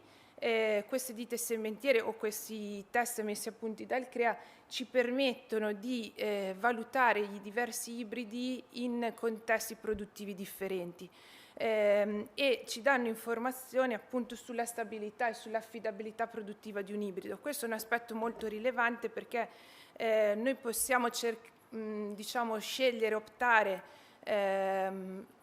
su un ibrido che ha delle caratteristiche, in questo caso che vengono definite di reattività, ovvero in grado di rispondere sia nel bene che nel male alla disponibilità di elementi nutritivi, alla disponibilità, alle condizioni climatiche, che siano esse particolarmente favorevoli oppure particolarmente sfavorevoli. Oppure possiamo optare di scegliere un ibrido che abbia delle caratteristiche invece di stabilità, cioè che risponda in maniera meno evidente alla disponibilità o meno di elementi nutritivi, di condizioni favorevoli o sfavorevoli, ma che ci permetta di avere garantita una certa stabilità in termini di resa produttiva. Questo è un aspetto che, considerando la variabilità delle condizioni climatiche in cui ci troviamo ad operare, inizia ad essere un elemento assolutamente interessante. Similmente, questo è uno studio che abbiamo fatto sul frumento tenero, frumento che tradizionalmente non è una coltura che risente di carenza, in maniera particolare di carenza dell'acqua, anche se negli ultimi anni è frequente vedere campi irrigati, cosa che fino a qualche anno fa penso che fosse assolutamente impossibile da ricordare. Ecco. In questo studio, che vuole essere appunto un punto di riflessione, abbiamo confrontato diverse varietà di frumento tenero. Complessivamente nello studio ci sono 20 varietà che sono state poste a confronto. Questa prova è stata fatta in un'azienda biologica per 3 anni. Il 2017, l'annata agraria 17-18, è stata un'annata agraria caratterizzata da una grossa carenza in termini di piovosità, e tutte le varietà hanno risentito notevolmente in termini di resa produttiva di questo aspetto. Quello che abbiamo osservato è che ci sono alcune varietà, come per esempio il Piave, che ha mantenuto un elevato valore produttivo in tutte e 3 le annate agrarie, a differenza di altre varietà che invece hanno risentito maggiormente di queste condizioni variabili. Questa immagine ci focalizza meglio i dati riportati in tabella. Vedete, su quest'asse si posizionano le diverse varietà in funzione della loro produttività, quindi le più produttive si trovano nella direzione della freccia indicata dal cerchietto, le meno produttive si trovano invece dall'altro lato. L'altra informazione è che appunto la stabilità. Vedete queste linee tratteggiate: quanto più una varietà si allontana dall'asse principale nel suo posizionamento, tanto più vuol dire che la sua performance è stata sostanzialmente variabile nel tempo. Quindi per esempio il genotipo 10, che è la varietà Bologna, ha avuto un'ottima performance nel 2018 e nel 2019, ma vedete per esempio nel 17-18 ha avuto un pessimo valore produttivo. Quindi questo fa sì che il suo posizionamento abbia diciamo, una riga tratteggiata molto ampia proprio dovuto a questo variare di produttività. Ci sono alcune varietà che invece hanno performato in termini di stabilità molto bene, quindi per esempio dicevo prima il Piave, ma anche il Gentil Bianco, altre varietà che sono cosiddette varietà antiche, ma io credo che l'aspetto della biodiversità, che rappresenta senz'altro per il nostro paese un elemento da custodire, ma che vada anche soprattutto valorizzato. Ecco, in questo studio condotto dall'Enterisi mi è sembrato uno studio molto interessante, perché così come nel frumento, anche nel riso, prima della rivoluzione verde le piante avevano una taglia più alta e molto spesso sappiamo che a taglie elevate corrispondono anche apparati radicali molto più profondi.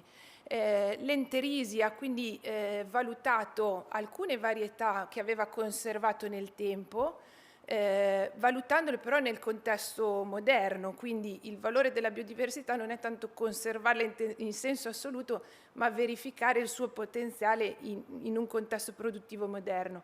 E quello che hanno visto è sostanzialmente, recuperando una varietà sorella, una linea sorella della varietà Prometeo, hanno visto che questa era caratterizzata da un apparato radicale, vedete, molto più profondo rispetto alle varietà moderne, e questo ha consentito in un'annata agraria particolarmente siccitosa di avere una produzione in termini di quintali per ettaro di questa varietà Prometeo molto più elevata rispetto alle varietà antiche. È chiaro che è una prova sperimentale condotta un anno che dovrà essere rivalutata, ma credo che dal punto di vista, ecco, dello spunto metodologico possa essere un aspetto interessante.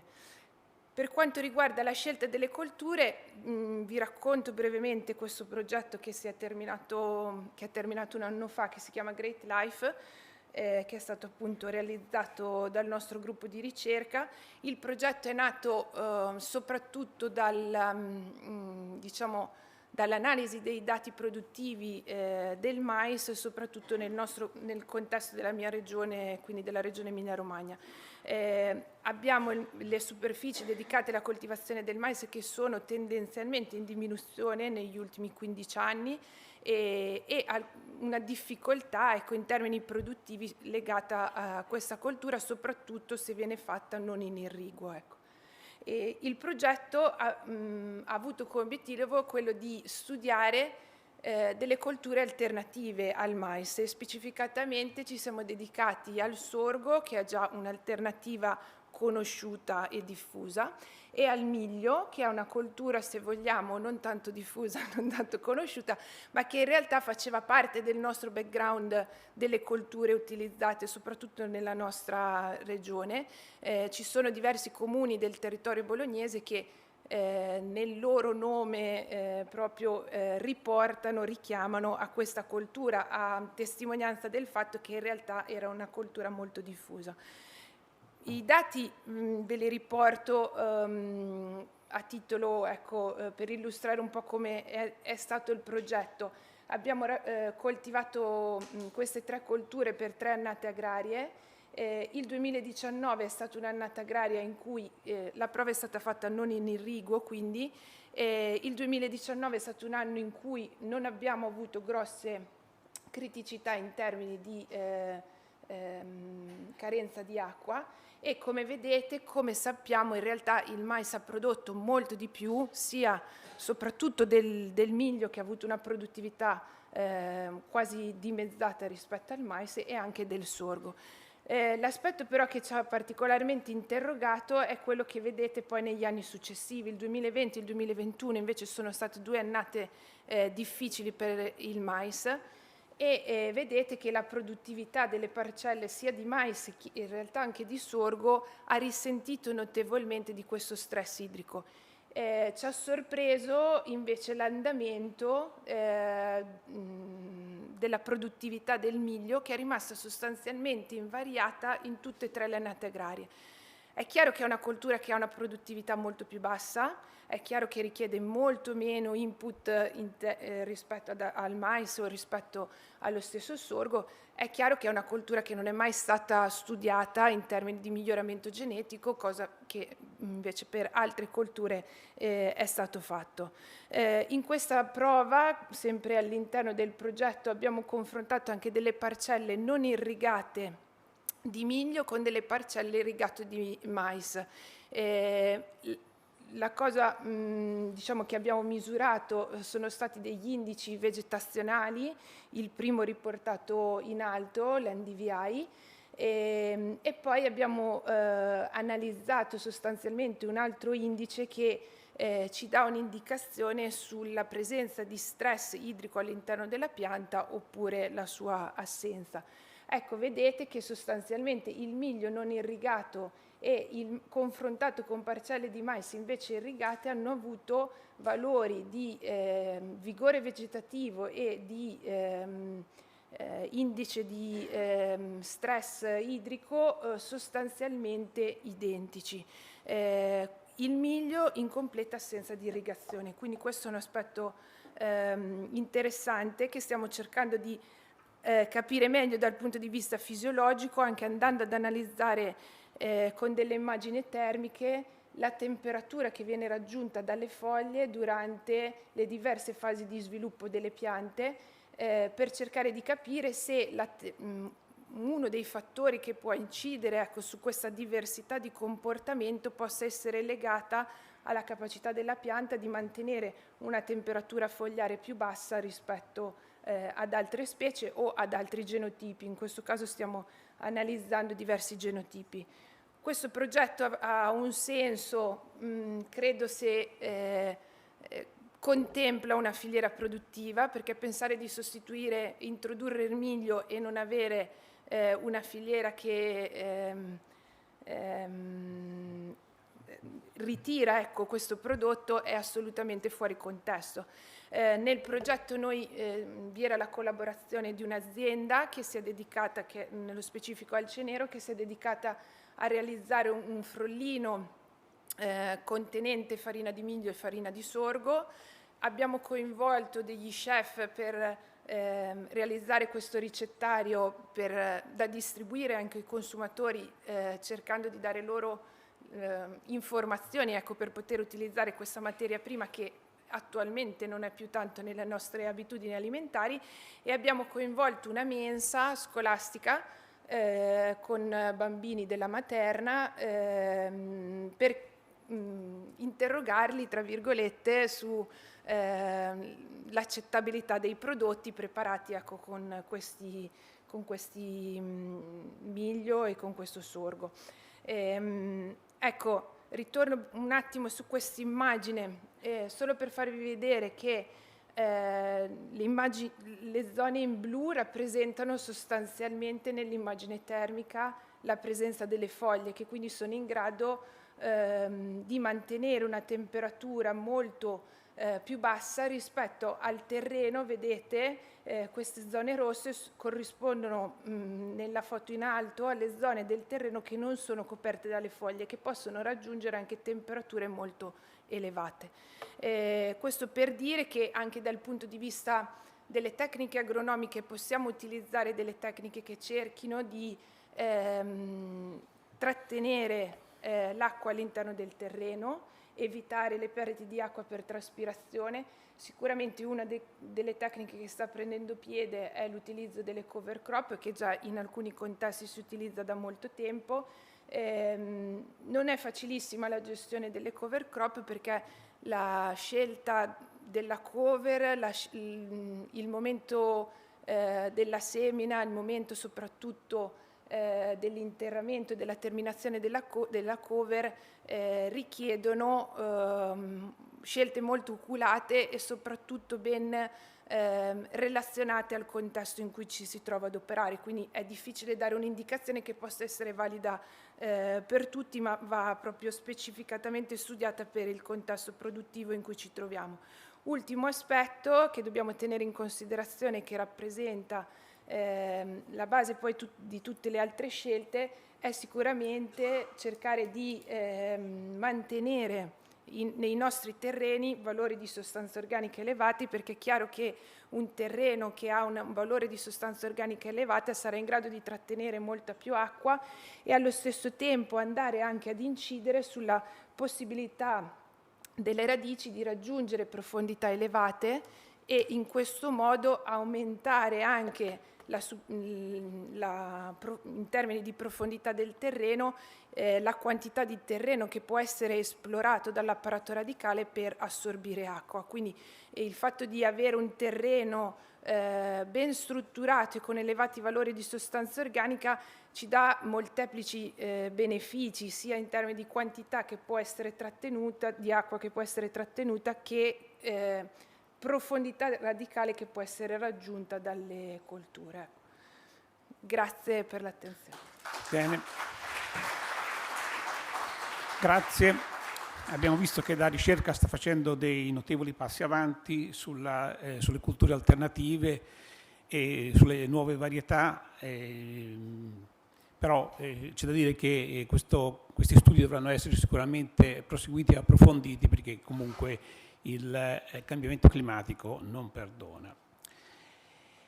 Allora, la risorsa idrica abbiamo detto che deve essere utilizzata in maniera efficiente, però possiamo anche non soltanto utilizzare in maniera efficiente, ma possiamo anche recuperare dell'acqua che teoricamente potrebbe andare perduta. Mi riferisco alle acque reflue o comunque al riuso di acque già utilizzate. Ecco, nello specifico la dottoressa Zuccaro ci parlerà dell'utilizzo di acque reflue per quanto riguarda derivanti da usi agroindustriali. Ok, vado avanti col computer o con questa uguale? Io penso che sia uguale. Ok, allora buongiorno a tutti, mi unisco a chi mi ha preceduto per ringraziare la Regione, l'ERSAF e i consorzi di bonifica per aver organizzato questo evento e quindi per averci invitato. Appunto l'argomento su cui andrò a dare alcuni elementi è proprio l'utilizzo delle acque reflue. Questo perché ovviamente, come ha detto il moderatore, il dottor Maresca, nel momento in cui i cambiamenti climatici che sono stati ampiamente descritti da chi mi ha preceduto comportano il verificarsi sempre più frequente di eventi estremi, nel caso appunto di siccità, è importante andare ad integrare in alcuni casi quella che è la risorsa idrica per i diversi usi, incluso quindi l'agricoltura. E questo può essere effettuato sia riutilizzando le acque che derivano sia da depuratori per uso civile oppure agroindustriale, ma anche andando ad attivare quelle che sono le misure di ritenzione naturali che sono molto sponsorizzate anche a livello dell'Unione Europea. Il riutilizzo irriquo dei reflui depurati comporta con sé una serie di benefici. Ovviamente prima di tutto è una fonte aggiuntiva, integrativa di acqua nel momento in cui c'è esigenza.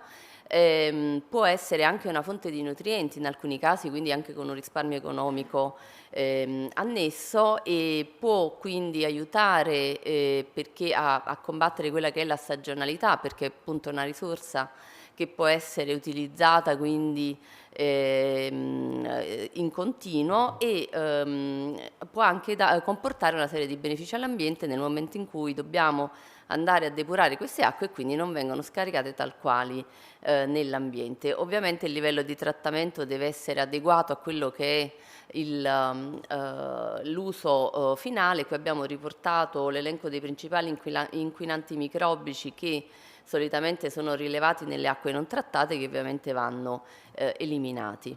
Come diceva il presidente Vincenzi Dell'Ambi, che mi ha preceduto, il riutilizzo delle acque reflue deve essere inquadrato in maniera corretta a livello normativo.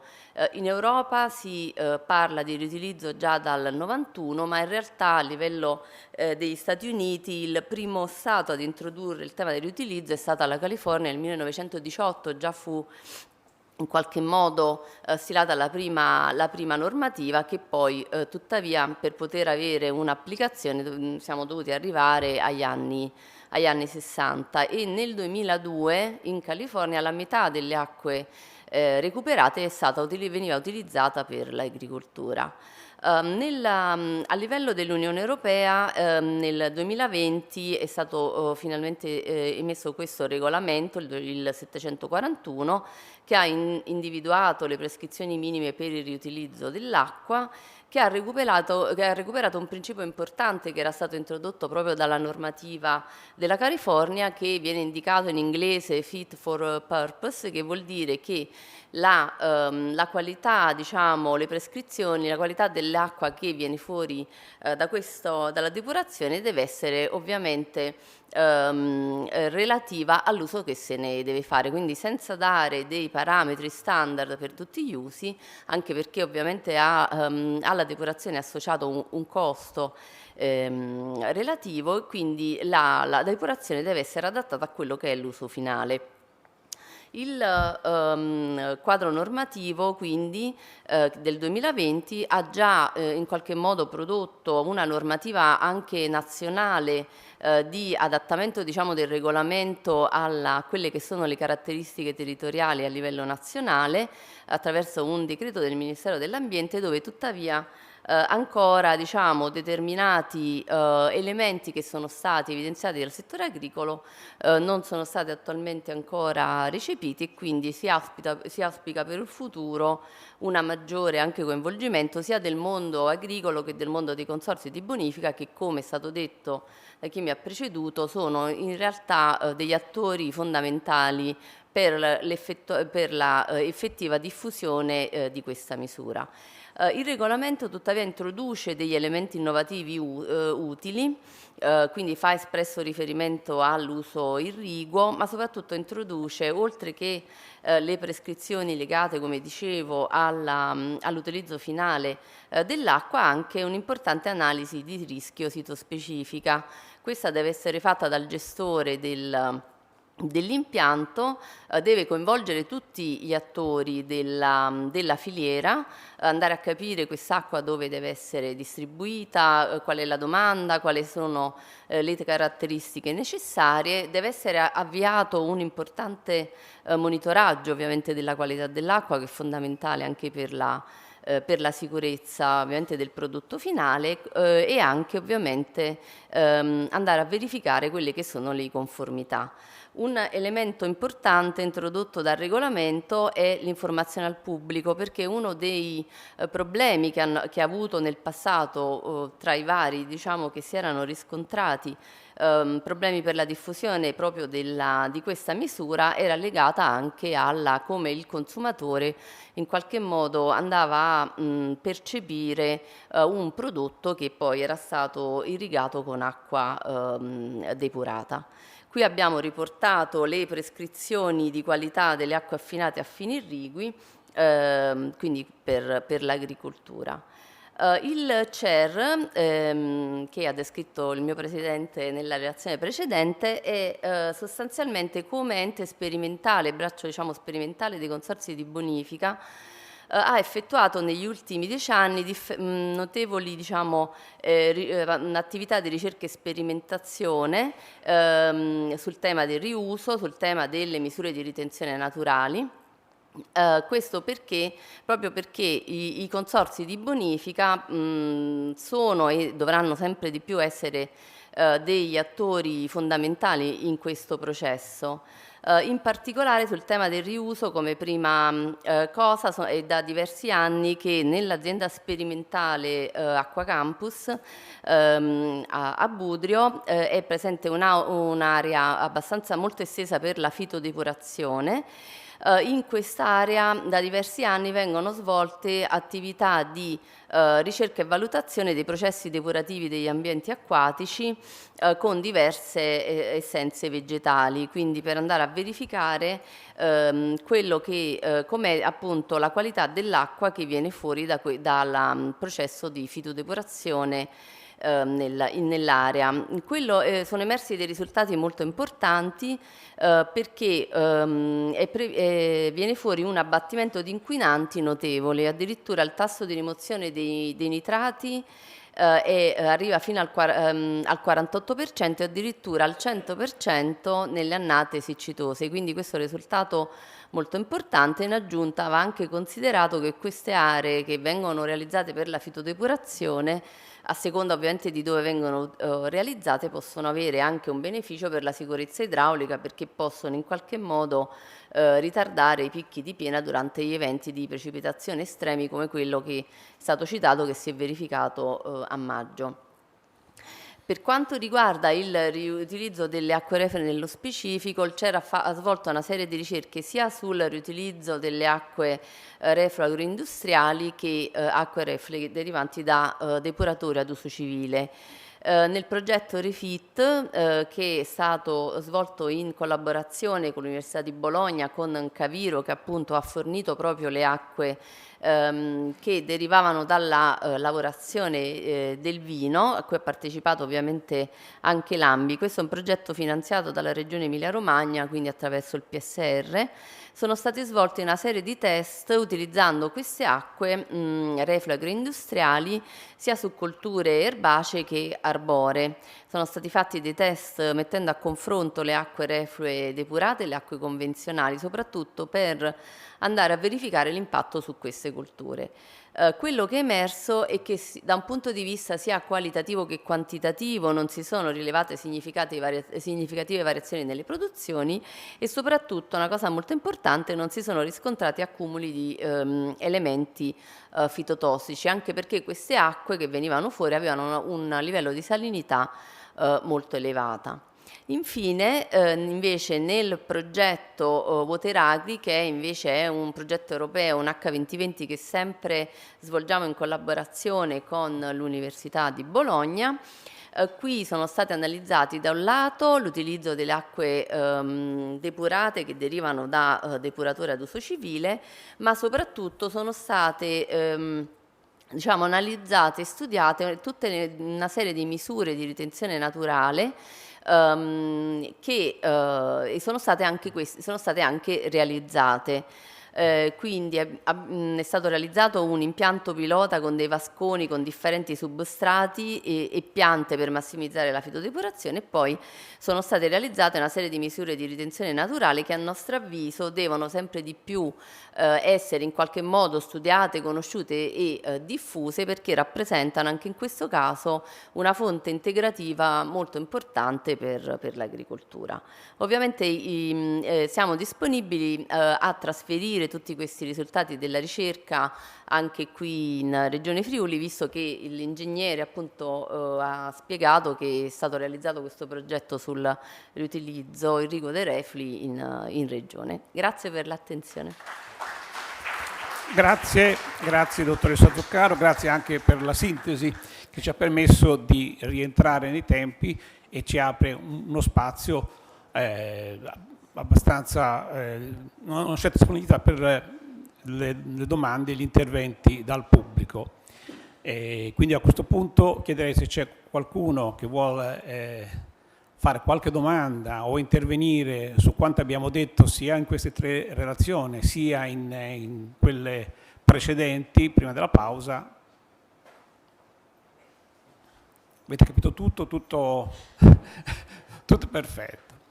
Va bene, allora a questo punto vi saluto, vi ringrazio, vi ricordo che i lavori riprenderanno nel pomeriggio con una serie di interventi sulle soluzioni tecnologiche per l'irrigazione 4.0 che evidenzieranno esperienze, soluzioni e interventi disponibili.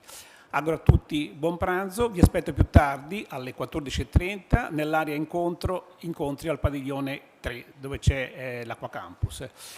Spero di aver incontrato il vostro interesse, vi ringrazio ancora di averci seguito fino a questo momento, grazie e arrivederci.